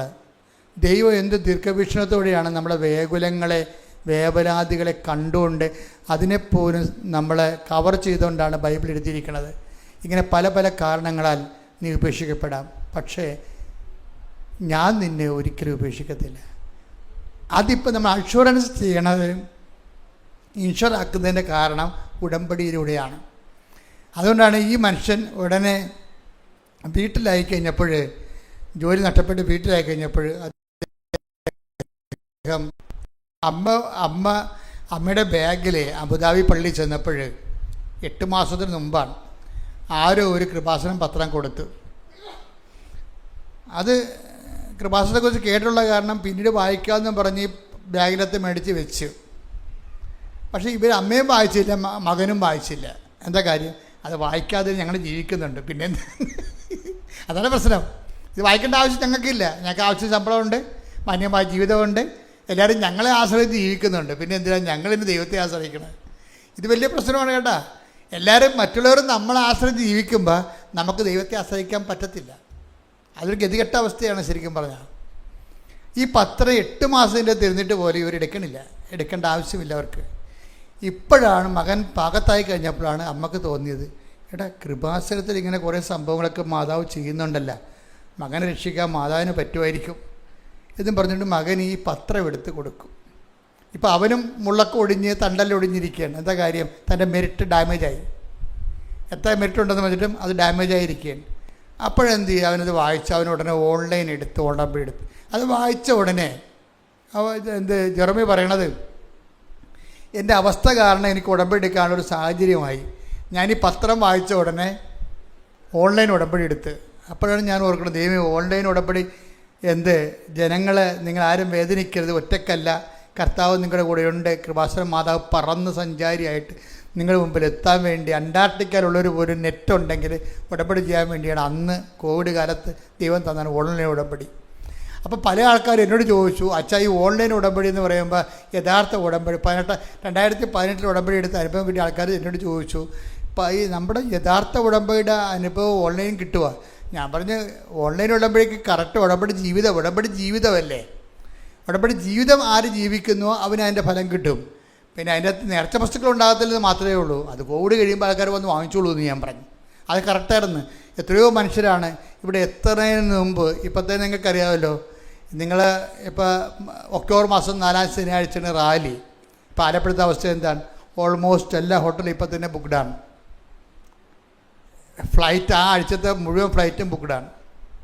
ഇതാണ് റാലിയുടെ അവസ്ഥ. അപ്പം നിങ്ങൾ ഇന്നു മുതൽ തന്നെ ഇതിനൊക്കെ പ്രാർത്ഥിച്ചൊരുങ്ങണം. അകലെ ഉള്ളവർ ഇനിയുള്ള ബാക്കിയുള്ള സ്ഥലങ്ങൾ കൂടി ബുക്ക് ചെയ്തെടുക്കണം. അവശേഷിക്കുന്ന അല്ലെങ്കിൽ പിന്നെ അമ്പലപ്പുഴ അവരടുത്ത് പോയി താമസിക്കേണ്ടി വരും. അപ്പം അതുകൊണ്ട് പെട്ടെന്ന് റാലിയിലേക്ക് വരുന്നതിന് ഇനി ബാക്കി അവശേഷിക്കുന്ന സ്ഥലങ്ങൾ കൂടി ആൾക്കാർ ബുക്ക് ചെയ്യുന്നതായിരിക്കും അവർക്ക് ബുദ്ധി. ഫ്ലൈറ്റും അങ്ങനെ തന്നെയാണ്. കാര്യം എൻ്റെ ചാർജ് ആ സമയത്ത് ബുക്ക് ചെയ്ത ചാർജ് കൂടുതലായിരിക്കും. ഇപ്പോൾ ഒക്ടോബർ മാസം 4-ാം ശനിയാഴ്ചയാണ് റാലി. അപ്പം ഇപ്പോൾ റാലിയെ സംബന്ധിച്ച് ഒന്ന് പ്രാർത്ഥിച്ച് ശ്രദ്ധിക്കട്ടെ. Hallelujah hallelujah hallelujah hallelujah hallelujah hallelujah hallelujah. മഹത്വം റാലിയിൽ പങ്കെടുത്ത് പ്രാർത്ഥിക്കാൻ ആഗ്രഹിക്കുന്ന ലോകത്തിന്റെ വിവിധ ഭൂഖണ്ഡങ്ങളിലുള്ള എല്ലാ മക്കളെയും സമർപ്പിച്ച് പ്രാർത്ഥിക്കുന്നു. പരിശുദ്ധ അമ്മയുടെ പ്രത്യക്ഷീകരണത്തിന്റെ സാക്ഷികളാക്കി ഓരോ മക്കളെ ഉയർത്തണമേ എന്ന് പ്രാർത്ഥിക്കുന്നു. സുരക്ഷിതമായി ആ മക്കളെ പരിശുദ്ധ പരമദിവ്യകാരുണ്യത്തിന് ആരാധനയും സ്തുതിയും പുകഴ്ചയും പരിശുദ്ധ പരമദിവ്യകാരുണ്യത്തിന് ആരാധനയും സ്തുതിയും പുകഴ്ചയും ഉണ്ടായിരിക്കട്ടെ. അപ്പം ജെറോമി പറയണത് ഞങ്ങൾ ഉടമ്പടി വെക്കാതിരുന്നൊരു കാര്യമുണ്ട്. അതെങ്ങനെ ഉടമ്പടി വെക്കണമെന്ന് എനിക്ക് അറിയത്തില്ല, അതുകൊണ്ട് വെച്ചില്ല. പക്ഷേ എൻ്റെ കുടുംബം അനുഭവിച്ച വേറൊരു പ്രശ്നമുണ്ട്. എൻ്റെ മകൾക്ക് ഈ എപ്പോഴും മൂക്കിന് ഒരു രോഗമുണ്ട്, അഡിനോയിഡിൻ്റെ ഒരു സിസ്റ്റാണ്. അതിങ്ങനെ ബൾജ് ചെയ്ത് വരും. എപ്പോഴും ജലദോഷമാണ് ഭയങ്കരമായിട്ട്. ഇപ്പോൾ ഡോക്ടറിനെ കാണിച്ചപ്പോൾ ആ കൊച്ച് എപ്പോഴും ഇങ്ങനെ അസുഖപ്പെട്ടിരിക്കും. പല ചികിത്സകൾ നോക്കിയിട്ട് നടക്കാതിരിക്കുകയായിരുന്നു. ഉടമ്പടി ഞങ്ങളത് വെച്ചിട്ടില്ല. കാര്യം അത് അവർക്ക് അത്രയും ദൈവത്തെക്കുറിച്ച് അറിവില്ലല്ലോ. അപ്പോൾ അവർക്കുള്ള അടിയന്തര പ്രശ്നം എന്താണ്? ജോലി നഷ്ടപ്പെട്ടതല്ലേ, അതാണ് വെച്ചിരിക്കുന്നത്. പക്ഷേ എന്നെ സംഭവിച്ചെന്ന് കഴിഞ്ഞാൽ ഈ അഡിനോയിഡിൻ്റെ അസുഖം കൊച്ചിന് മാസങ്ങളോ വർഷങ്ങളായിട്ടുള്ളതാണ്. ഡോക്ടർ പറഞ്ഞു അത് ഓപ്പറേഷൻ ചെയ്യണമെന്ന് പറഞ്ഞ്. അപ്പോൾ ഓപ്പറേഷൻ ചെയ്യാൻ വേണ്ടിയുള്ള പ്ലാനാണ് ഇരിക്കുന്നത്. പക്ഷേ എന്ത് ചെയ്ത് ഉടമ്പടി എടുത്തതിന് ശേഷം പിന്നീട് ഇവർ വന്ന് ഇവിടെ തീർത്ഥാടന ഉടമ്പടി എടുത്തപ്പോൾ എന്നാ പറ്റി, അതിൻ്റെ അകത്ത് ഉള്ളത് എന്താണ്? ഉടമ്പടി തൈലമാണ് ഉള്ളത്. അപ്പോൾ ഉടമ്പടി തൈലം എടുത്ത് ഈ അഡിനോയിഡിന് അവർ വിശ്വാസപ്രമാണം ചൊല്ലി അവർ പെട്ടാൻ തുടങ്ങി. ഈ ജെറോമി എന്ന് പറഞ്ഞാലും വൈഫെന്ന് പറഞ്ഞാലും പക്കായിട്ട് അവർ ഉടമ്പടിയിലോട്ട് കറക്റ്റ്. അതാണ് ഞങ്ങൾ ഉടമ്പടി ജീവിതം തുടങ്ങിയെന്നാണ് അവർ പറഞ്ഞത്, അല്ല ഉടമ്പടി പ്രാർത്ഥന തുടങ്ങിയെന്നല്ല പറഞ്ഞത്. ഉടമ്പടി ജീവിതം കാണുന്നവരെല്ലാം സഹായിച്ചും കർത്താവിനെ അറിയിച്ചും ദൈവത്തിൻ്റെ മക്കളെപ്പോലെ അങ്ങ് ഞങ്ങൾ ജീവിക്കാൻ തുടങ്ങിയപ്പോൾ ഈ ഉടമ്പടി തൈലം പറ്റിയിട്ട് ഓപ്പറേഷൻ ഡേറ്റ് എടുക്കാൻ വേണ്ടി ഡോക്ടറെ അടുത്ത് ചെന്നപ്പോൾ ഡോക്ടർ സ്കാൻ ചെയ്തപ്പോൾ പറഞ്ഞ് ഇപ്പം അഡിനോയിഡ് ഇല്ലല്ല, കുഞ്ഞ് സുഖപ്പെട്ടല്ല എന്ന് പറഞ്ഞു. പക്ഷേ നിങ്ങൾ ചിന്തിച്ചേ, അവരത് ഉടമ്പടി വെച്ചിട്ടില്ല. നിങ്ങൾ ഉടമ്പടി വെച്ചില്ലെന്ന് ദൈവം അങ്ങനെ പറയാമോ? അവർ ഉടമ്പടി വെച്ചിട്ടില്ല അതുകൊണ്ട് എടുക്കണ്ടെന്ന് പറയാമോ? അങ്ങനെയല്ല. ദൈവം നമ്മൾ ദൈവ വഴിയിലേക്ക് വരുമ്പോൾ പിന്നെ നീ വെക്കണം വെക്കാത്തതും ദൈവത്തിന് പ്രശ്നമില്ല. നിന്റെ ടോട്ടലായിട്ടാണ് ദൈവം സംരക്ഷിക്കുന്നത്. കൈയടിച്ച് ശ്രുതികട്ടെ.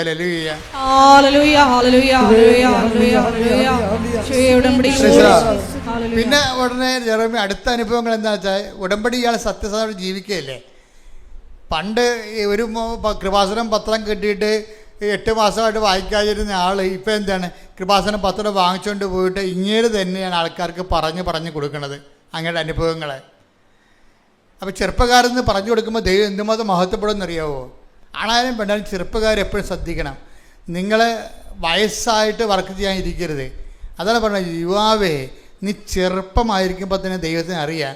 കാര്യം ദൈവത്തെ മഹത്വപ്പെടുത്താൻ പറ്റിയ ഏറ്റവും വലിയ എലഗൻ്റായിട്ടുള്ള പ്രായമാണത്. അപ്പോൾ നിങ്ങൾ ധൈര്യമായിട്ടാണ് അത് ചെയ്യേണ്ടത്. പ്രത്യേകിച്ച് യൂത്ത് അത് ചെയ്യേണ്ടത്. കാര്യം ദൈവം ഇരട്ടി മഹത്വപ്പെടും. ദൈവം നിങ്ങൾ വല്ലാതെ ഇങ്ങനെ വാരിയെടുത്ത് ഓൺ ചെയ്യും.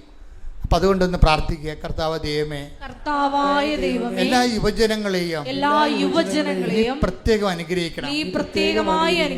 അവർക്ക് വിശ്വാസത്തോടെ ആ വിശ്വാസം പ്രഘോഷിക്കാൻ അവർക്ക് പ്രത്യേക അഭിഷേകം നൽകണം.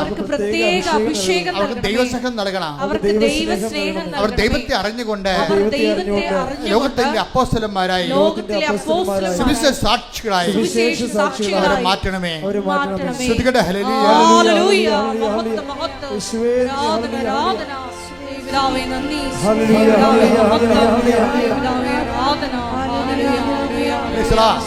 ഇപ്പൊ ജെറോമി സത്യസന്ധമാണെന്ന് ദൈവത്തിന് തോന്നണം ആൾ സത്യസന്ധനാണെന്ന്.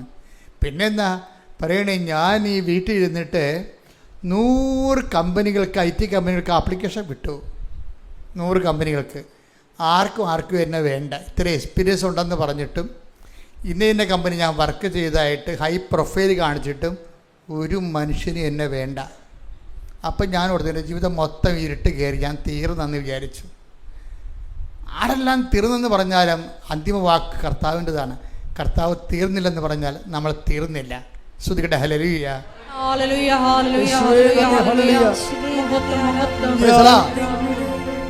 കൈവിടൂ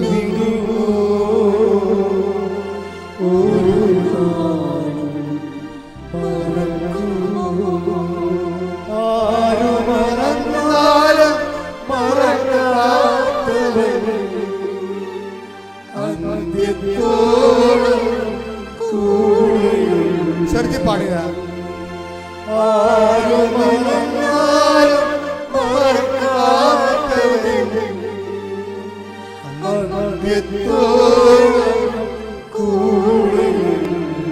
ഞാൻ നിന്നെ ഒരുമിച്ച്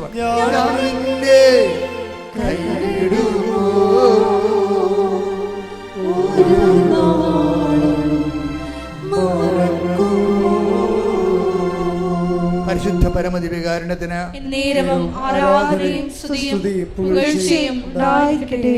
മാതാവിൻ്റെ സെലക്ഷൻ ഭയങ്കര രസമാണ്. സാജന് അക്കോമഡേറ്റ് ചെയ്യാൻ പറ്റിയ, ഈ ജെറോമിയെ അക്കോമഡേറ്റ് ചെയ്യാൻ പറ്റിയ കമ്പനിയെ മാതാവിനറിയാം.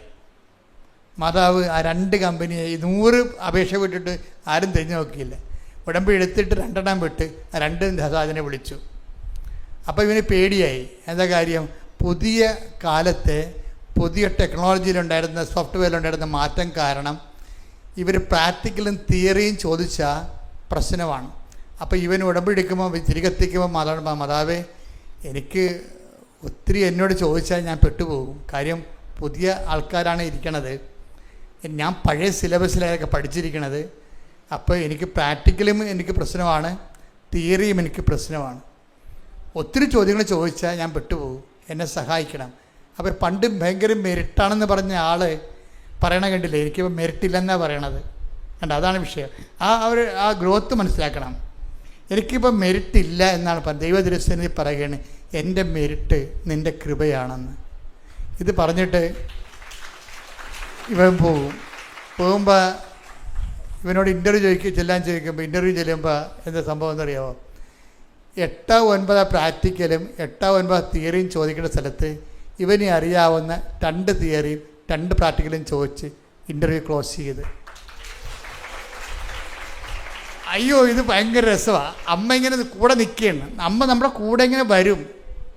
അമ്മ ഇങ്ങനെ കൂടെ വരും. എന്ത് ചോദിക്കണം, എന്ത് ചോദിക്കണ്ട, എന്ത് നമുക്കറിയാം. ഇങ്ങനെ സപ്പോർട്ടെന്ന് പറഞ്ഞാൽ വല്ലാത്ത ദൈവത്തിൻ്റെ ഒരു അമ്മ രൂപം എന്ന് പറയുന്നത് ഉണ്ടല്ല. ദൈവത്തിന് അമ്മയാകാൻ പറ്റാത്തത് കൊണ്ട് തന്നെയാണ് പരിശുദ്ധ അമ്മയെ ഭൂമിയിൽ സൃഷ്ടിച്ച് ഒരു അമ്മഭാവം ഉൾക്കൊണ്ടുകൊണ്ട് ആ വാത്സല്യം പോലെ തന്നെ ഇങ്ങനെ സഞ്ചരിച്ച് വരും.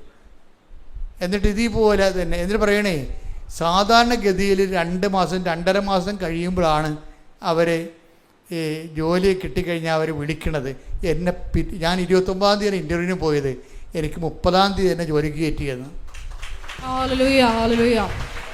എന്നിട്ട് പറയണത് ടൈം ഷോർട്ടണിങ് എന്നൊക്കെ അച്ഛൻ പറയത്തില്ലേ, ഇതാണ് ടൈം ഷോർട്ടണിങ് എന്ന്. ലൈറ്റ് വെയ്റ്റനിങ് എന്ന് അച്ഛൻ പറയത്തില്ലേ, ഇതാണ് ലൈറ്റ് വെയ്റ്റനിങ് എന്ന്. നോക്കിയേ, ഉടമ്പടി എല്ലാം കാണാതെ പഠിച്ചിരിക്കുകയാണ്. ഉടമ്പടിയുടെ features not by merit but by grace, time shortening, light weightening. എന്താണ്? എല്ലാം ദൈവം ഈ ഒറ്റ പാക്കേജിൽ ഇതെല്ലാം വാഗ്ദാനങ്ങളാണ് ദൈവത്തിൻ്റെ. സമയച്ചുരുക്കവും ഭാരലഘുത്വവും വലിയ ഭാരങ്ങൾ.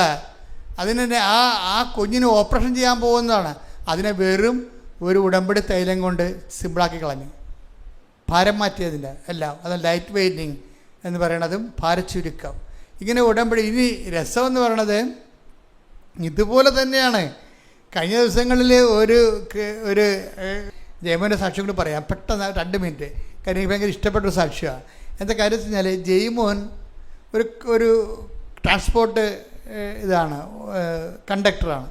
അദ്ദേഹത്തെ സർവീസ് കഴിഞ്ഞ് രാത്രി 10 മണിക്ക് വണ്ടി ഗ്യാരേജിൽ കയറ്റിയിട്ട് അദ്ദേഹത്തിൻ്റെ ബൈക്ക് എടുത്ത് തിരിഞ്ഞു വന്നപ്പോൾ കോട്ടയം സ്റ്റാൻഡിൽ വെച്ച് വേറൊരു വണ്ടി ഇടിച്ചിട്ട് അയാൾക്ക് തകർന്നു പോയി. വാരിപ്പേറ്റ് 5 എണ്ണം ഒടിഞ്ഞ്, തോളലിലൊടിഞ്ഞ്. പിന്നെ കണ്ടീഷൻസ് എല്ലാം മാറി, ICUലൊക്കെ ആയിരുന്നു. അതിനുശേഷം തിരിച്ചു വന്നെങ്കിലും ഈ എല്ലുകളൊന്നും കൂടിയില്ല. അത് കാരണം മൊത്തം പ്ലാസ്റ്ററിങ്. 2 പേരിങ്ങനെ താങ്ങിയാൽ കിടത്താൻ പറ്റത്തുള്ളൂ, 2 പേർ താങ്ങിയാൽ മൂത്രമൊഴിക്കാൻ പറ്റും, എഴുന്നേൽപ്പിക്കാൻ പറ്റത്തുള്ളൂ. ഡോക്ടർ പറഞ്ഞു സർവാംഗം വേദനയായിരിക്കും, ആരും സഹിക്കാത്ത വേദനയായിരിക്കും എന്ന് പറഞ്ഞു. ഇവരെന്നാ ചെയ്യണത്? ആ സാക്ഷി നിങ്ങൾ കേൾക്കണം. അതിൻ്റെ ഈ അല്ലേ അവരുടെ ജയമോൻ്റെ വൈഫ് ഉടമ്പടി എടുത്തിട്ട് ആ ഉടമ്പടി തൈലം തേക്കുമ്പോൾ എന്താ സംഭവിക്കണത്? അപ്പം നിങ്ങളൊക്കെ എപ്പോഴും നമ്മൾ ശ്രദ്ധിക്കണം. ഉടമ്പടി തൈലം എന്ന് പറയുന്നത് ഒരു ഔഷധമല്ല, അതെപ്പോഴും നിങ്ങൾ ഓർക്കണം. കൃപാസനത്തിൽ ഒന്നും ഔഷധം നൽകുന്നില്ല ആർക്കും. കൃപാസനത്തിൽ ഒരു ചികിത്സയുമില്ല. കൃപാസനത്തിൽ എന്താണ്? വിശ്വാസ പ്രയോഗങ്ങളാണ് ഉള്ളത്. ഇതെല്ലാം മാധ്യമങ്ങളാണ്. നമ്മുടെ വിശ്വാസം നമുക്ക് പല രീതിയിൽ വിശ്വാസം പ്രാർത്ഥനയാക്കാം, വിശ്വാസം പ്രഖ്യാപനമാക്കാം, വിശ്വാസം പ്രയോഗമാക്കാം. അപ്പോൾ ഉടമ്പടിയിലാണ് ഈ നേർച്ച വസ്തുക്കളിൽ ഒരിക്കലും ഓർക്കണം. തൈലം, അച്ഛൻ തൈലം കൊടുത്തു, ആൾക്കാരെ പരിചയം വന്നിട്ട് കഥയില്ല. കാര്യം തൈലം അഭിഷേകമായി ഇതായിട്ട് കൊടുക്കുകയല്ല. തൈലം എന്ന് പറഞ്ഞത് നമ്മളെ ഈ ധാനേന്ദ്രം കുഴമ്പ് അല്ലെങ്കിൽ ആയുർവേദ തൈലം പോലെ കൊടുക്കുകയല്ലത്. അത് നമ്മുടെ വിശ്വാസം, യേശു കർത്താവാണെന്ന്. യേശു അത് റോമ 10:9 എന്താണ്? യേശു കർത്താവാണെന്ന് അധരം കൊണ്ട് ഏറ്റുപറയുകയും ദൈവം അവന് മരിച്ചവെന്ന് ഉയർപ്പിച്ചെന്ന് ഹൃദയത്തിൽ വിശ്വസിക്കുന്നതാണ് വിശ്വാസം. ഈ ദൈവം അവന് മരിച്ചവെന്ന് ഉയർപ്പിച്ചുവെന്ന് വിശ്വസിക്കുമ്പോൾ ആ വിശ്വാസത്തെ നമ്മൾ പ്രയോഗിക്കാം, ആ വിശ്വാസത്തെ നമ്മൾ പ്രഖ്യാപിക്കാം, ആ വിശ്വാസത്തെ നമ്മൾ പ്രാർത്ഥിക്കാം. പ്രാർത്ഥനയേക്കാൾ വലുതാണ് പ്രഖ്യാപനം. അപ്പോൾ നമ്മളുടെ പ്രാർത്ഥനയുണ്ട് നമ്മൾക്ക്, അതുപോലെ കാരുണ്യ പ്രവർത്തികളിലൂടെ പ്രഖ്യാപനമുണ്ട്, അതുപോലെ തന്നെ പ്രയോഗങ്ങളുമുണ്ട്. ആ പ്രയോഗം എന്ന് പറയുന്നത് എന്താണ്? നേർച്ച വസ്തുക്കളെ യേശുനാമത്തിൽ വെഞ്ചരിച്ചിട്ട് വിശ്വാസ പ്രമാണം ചൊല്ലി കർത്താവിൻ്റെ ശക്തി അവരിലേക്ക് പ്രവർത്തിക്കാനുള്ള മാധ്യമം മാത്രമാണിത്. അതുകൊണ്ട് തന്നെയാണ് ആർക്കാണ് കർത്താവിൻ്റെ ശക്തി ആവഹിപ്പിക്കാൻ പറ്റണത്? കർത്താവിൻ്റെ ശക്തി എങ്ങനെയാണ് ചെയ്യണത്? ആവഹിക്കുകയാണ് ചെയ്യണത്. നമ്മൾ നേരത്തെ വായിച്ചില്ലേ 2 Corinthians 12:9 യേശുക്രിസ്തുവിൻ്റെ ശക്തി പറഞ്ഞേ, എന്നിലേക്ക് ആവസിക്കുന്നതിന് വേണ്ടി ഞാൻ എൻ്റെ ബലഹീനതയെ ഓർത്തുകൊണ്ട് പ്രശംസിക്കുമെന്ന് പറഞ്ഞത് ഒരു പ്രാർത്ഥനാ രീതിയാണ്, സ്തുതിപ്പിന്റെ പ്രാർത്ഥനയാണത്. അത് പ്രാർത്ഥനാ രീതിയാണ്. അതുപോലെ തന്നെ യേശുക്രിസ്തുവിന്റെ ശക്തി എന്നിലേക്ക് ആവസിക്കാൻ വേണ്ടി എനിക്ക് പ്രഖ്യാപിക്കാം യേശു കർത്താവാണെന്ന്. യേശു കർത്താവാണെന്ന് പ്രഖ്യാപിക്കാൻ വേണ്ടിയാണ് ഞാൻ വിശ്വാസം പരസ്യമായിട്ട് പ്രഖ്യാപിക്കണത്. വിശ്വാസം സ്വകാര്യമായിട്ട് വെച്ചുകൊണ്ടിരിക്കാനുള്ളതല്ല. നമ്മളിപ്പോൾ ഞാൻ തന്നെയാണെങ്കിൽ ഇന്നലെ ഒരു സമരത്തിൽ പോയി. ഒരു തുറമുഖം ഗവൺമെൻറ് വർഷങ്ങളായിട്ട് തുറമുഖത്തിന് വർക്ക് നടക്കുന്നില്ല അവിടെ. അപ്പോൾ അതിനൊരു സമരം, ആ തുറമുഖം തുടർന്ന് വികസന ഗവൺമെൻറ് കടലിലേക്ക് കല്ലിടാൻ വേണ്ടി, അത് ഇതുപോലെ തന്നെ ബ്രേക്ക് വാട്ടർ സിസ്റ്റം കിട്ടാൻ വേണ്ടി കോൺട്രാക്ടർമാർ പൈസ അവരവിടെ ഗവൺമെൻറ്റിൽ നിന്ന് കൊട്ടേഷൻ എടുത്തിട്ടും അവർ വർക്ക് ചെയ്യണില്ല. അപ്പോൾ സമരത്തിന് പോയി. അപ്പോൾ ഞാൻ സമരത്തിൽ ചെല്ലുമ്പോഴും ആ തുറമുഖത്തിൻ്റെ അവിടെ സമരത്തിന് നിൽക്കുമ്പോഴും ഞാൻ ജപമാല ചൊല്ലിക്കൊണ്ടാണ് യാഥായം വിളിച്ചു പോണത്. എന്താ കാര്യം? എൻ്റെ വിശ്വാസ പ്രഖ്യാപനമാണത്. അല്ലാതെ സായിപ്പിനെ കാണുമ്പോൾ ഞാൻ കാവാത്ത മറക്കത്തില്ല, ലോഹയെ വിട്ട് കൊന്തം പിടിച്ചേ പോകത്തുള്ളൂ. ഇന്നലെ ഞാനൊരു കോടതിയിൽ പോയി. കോടതിയിൽ പോയത് വെച്ചാൽ 2013 കടൽ കയറിയപ്പോൾ ഒരു സമരം നടത്തിയപ്പോൾ ഞാനന്ന് കേസിൽപ്പെട്ട്. ഞാൻ ആ കേസ് പറയാൻ വേണ്ടി ഇന്നലെ കോടതി ചെന്നപ്പോഴുണ്ട് കേസ് പറഞ്ഞ് ഇറങ്ങിയപ്പോൾ ഒരു ക്രിസ്ത്യാനി എന്നെ വിളിച്ച് മാവിൻ്റെ വീട്ടിൽ കൊണ്ടുപോയി. മാവിൻ്റെ വീട്ടിൽ പറഞ്ഞ അച്ഛാ, ഇനി അച്ഛൻ ലോഹയെ വിട്ട് കോടതി വരരുത്, ഇത് നമ്മുടെ സമുദായത്തിന് നാണക്കേടാണെന്ന് പറയും. ഞാൻ പറഞ്ഞു, ജനങ്ങൾക്ക് വേണ്ടി നീതിക്ക് വേണ്ടി പോരാടിയതിന് ശേഷം ഒരു നിയമ പോരാട്ടത്തിൽ ഞാൻ വന്നിരിക്കുന്ന കർത്താവിന് നാമത്തിൽ താൻ പണി നോക്കാൻ പറഞ്ഞു. അതെന്താ കാര്യം വെച്ച് കഴിഞ്ഞാൽ ഇത് വിശ്വാസ പ്രഖ്യാപനമാണത്. ഞാനൊരു പുരോഹിതനാണെന്നും ഞാൻ ഈ സോഷ്യൽ കോസിന് വേണ്ടി നിൽക്കുന്നത് നീതിക്ക് വേണ്ടിയുള്ള പോരാട്ടമാണെന്നും ദൈവത്തിന് മനസ്സിലാകും, ബോധമുള്ള ജനങ്ങൾക്ക് മനസ്സിലാകും. ബോധമില്ലാത്ത വല്ലതൊക്കെ വിളിച്ച് പറയും, I don't mind about that. പക്ഷെ എന്താണ്? അത് പ്രഖ്യാപനമാണ്. ഈ വിശ്വാസത്തെ നമ്മൾ പ്രാർത്ഥിക്കാം, വിശ്വാസത്തെ നമ്മൾ പ്രയോഗിക്കാം, അതുപോലെ തന്നെ വിശ്വാസത്തെ നമ്മൾ പ്രഖ്യാപിക്കാം. അതുപോലെ തന്നെ പ്രയോഗമാണ് ഈ ഉടമ്പടി തൈലം. വിശ്വാസ പ്രയോഗമാണ്, അല്ല ചികിത്സാവിധിയൊന്നും അല്ലത്. പക്ഷെ അതുകൊണ്ട് നിങ്ങൾക്ക് വിശ്വാസ പ്രമാണം കൃത്യമായിട്ട് അറിയണം, നിങ്ങൾ ചെയ്യണം എന്താണെന്ന് അറിയണം. ഈ ജർമ്മൻ്റെ വൈഫിനെ കൃത്യമായിട്ട് ഇത് പ്രയോഗിക്കാൻ അറിയാം. അവർ പതുക്കെ പാകതയോടെ വിശുദ്ധിയോടെ വിശ്വാസ പ്രമാണം ചൊല്ലിക്കൊണ്ടാണ് ഈ ഒടിഞ്ഞിരിക്കുന്ന തോളലില്ലേ അതിന് ഇതെല്ലാം കഴിഞ്ഞിട്ട് എത്ര കാലം ഇങ്ങനെ ഓപ്പറേറ്റ് ചെയ്തെല്ലാം ശരിയാക്കണത് അറിയത്തില്ല. സങ്കടപ്പെട്ടൊരു ജീവിതമാണ്. അപ്പോൾ അവളിത് വിശ്വാസ പ്രമാണം ചൊല്ലിക്കൊണ്ട് ഈ ആശയത്തെ അവസ്ഥയിൽ തോളിൽ ഇങ്ങനെ ഉടമ്പടി തേലം തേച്ചുകൊണ്ടിരിക്കുകയാണ്. എന്നിട്ട് ഇതിനെ താങ്ങിക്കിടത്തും, രണ്ടുപേരും കൂടി താങ്ങിക്കിടത്തും. രാത്രിയായപ്പോൾ ഈ മനുഷ്യനെ ഒരാൾ വന്ന് തട്ടി ഇയാൾ ഉറക്കത്തിലിങ്ങനെ നോക്കുമ്പോൾ അമ്മ മാതാവ്. ഇയാൾ ഉടനെ എഴുന്നേക്കും, ഉറക്കത്തിലല്ലേ, തനിക്ക് തോന്നിയാണെന്നും പറഞ്ഞ് എഴുന്നേക്കും, പിന്നെ കിടക്കും. രാവിലെ എഴുന്നേറ്റിട്ട് നേരെ ആരുടെ സഹായമില്ലായി എഴുന്നേറ്റ് വരും ഈ മനുഷ്യൻ. ഡോക്ടറുടെ അടുത്ത് എന്നാ പറഞ്ഞത്, നിങ്ങൾക്ക് എന്ത് പറ്റി? എല്ലാ അസ്ഥികളും യോജിച്ചിരിക്കണമല്ല എന്ന്. ഇതാണ് എൻ്റെ വിഷയം. ഇത് പ്രയോഗമാണ്, വിശ്വാസ പ്രയോഗമാണ്. അപ്പം അതുകൊണ്ട് ഇത് ഉപയോഗിക്കുന്നൊരു വിശുദ്ധിയുടെ ഉപയോഗിക്കണം. അതുപോലെ തന്നെ ഉടമ്പടിയുടെ എല്ലാ കാര്യവും ജെറോമി പറഞ്ഞ പോലെ ഞാനും വൈഫും ഉടമ്പടി ജീവിക്കാൻ തുടങ്ങിയപ്പോൾ എന്നാണ്. ഉടമ്പടി ജീവിതമാണ്, അല്ലാതെ എന്തെങ്കിലും കാട്ടിക്കൂട്ടി ഒപ്പിക്കണമല്ല. അപ്പം അതുകൊണ്ട് ഉടമ്പടി നിങ്ങൾ ദൈവം സത്യസന്ധമായിട്ട് ജീവിക്കുക, ദൈവം നിങ്ങളുടെ കൂടെ ഉണ്ടാവും. Thank you. Praise the Lord.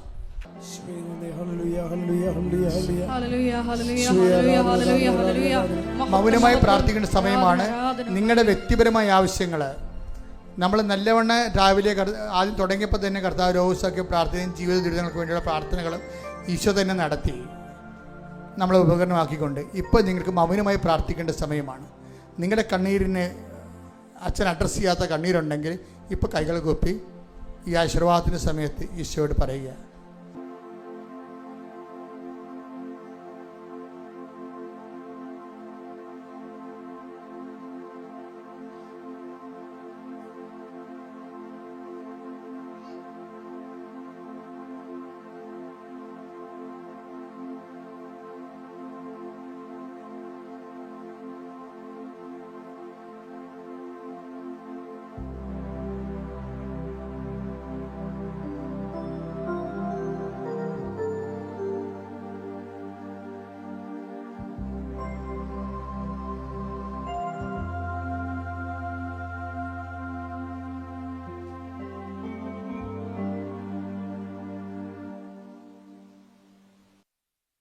ഒരിക്കൽ കൂടി മരിയൻ ഉടമ്പടിയിൽ സമർപ്പിച്ചിരിക്കുന്ന എല്ലാ വിഷയങ്ങളും ദൈവമാതാവിൻ്റെ മുമ്പിൽ, ദൈവമാതാവിൻ്റെ മധ്യസ്ഥതയിൽ, ദിവ്യകാരുണ്യ സന്നിധിയിൽ സമർപ്പിച്ചുകൊണ്ട് നമുക്ക് ഒരു നിമിഷം മൗനമായിട്ട് പ്രാർത്ഥിക്കാം.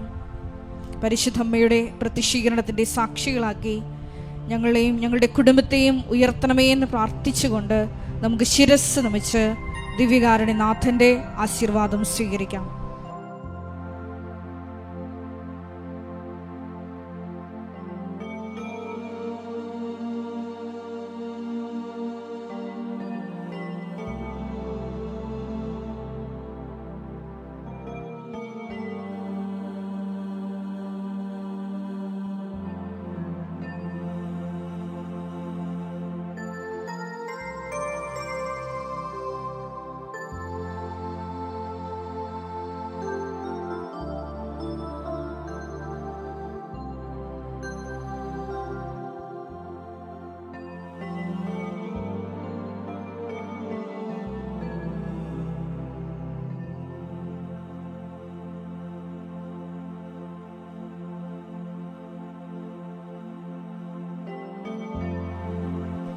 പരിശുദ്ധ പരമമാ ദിവ്യകാരുണ്യമേ, എന്നും എന്നും അങ്ങേക്ക് ആരാധന. പരിശുദ്ധ പരമമാ ദിവ്യകാരുണ്യമേ, എന്നും എന്നും അങ്ങേക്ക് പരിശുദ്ധ പരമമാ ദിവ്യകാരുണ്യമേ, എന്നും എന്നും അങ്ങേക്ക് ആരാധന. ആമേൻ.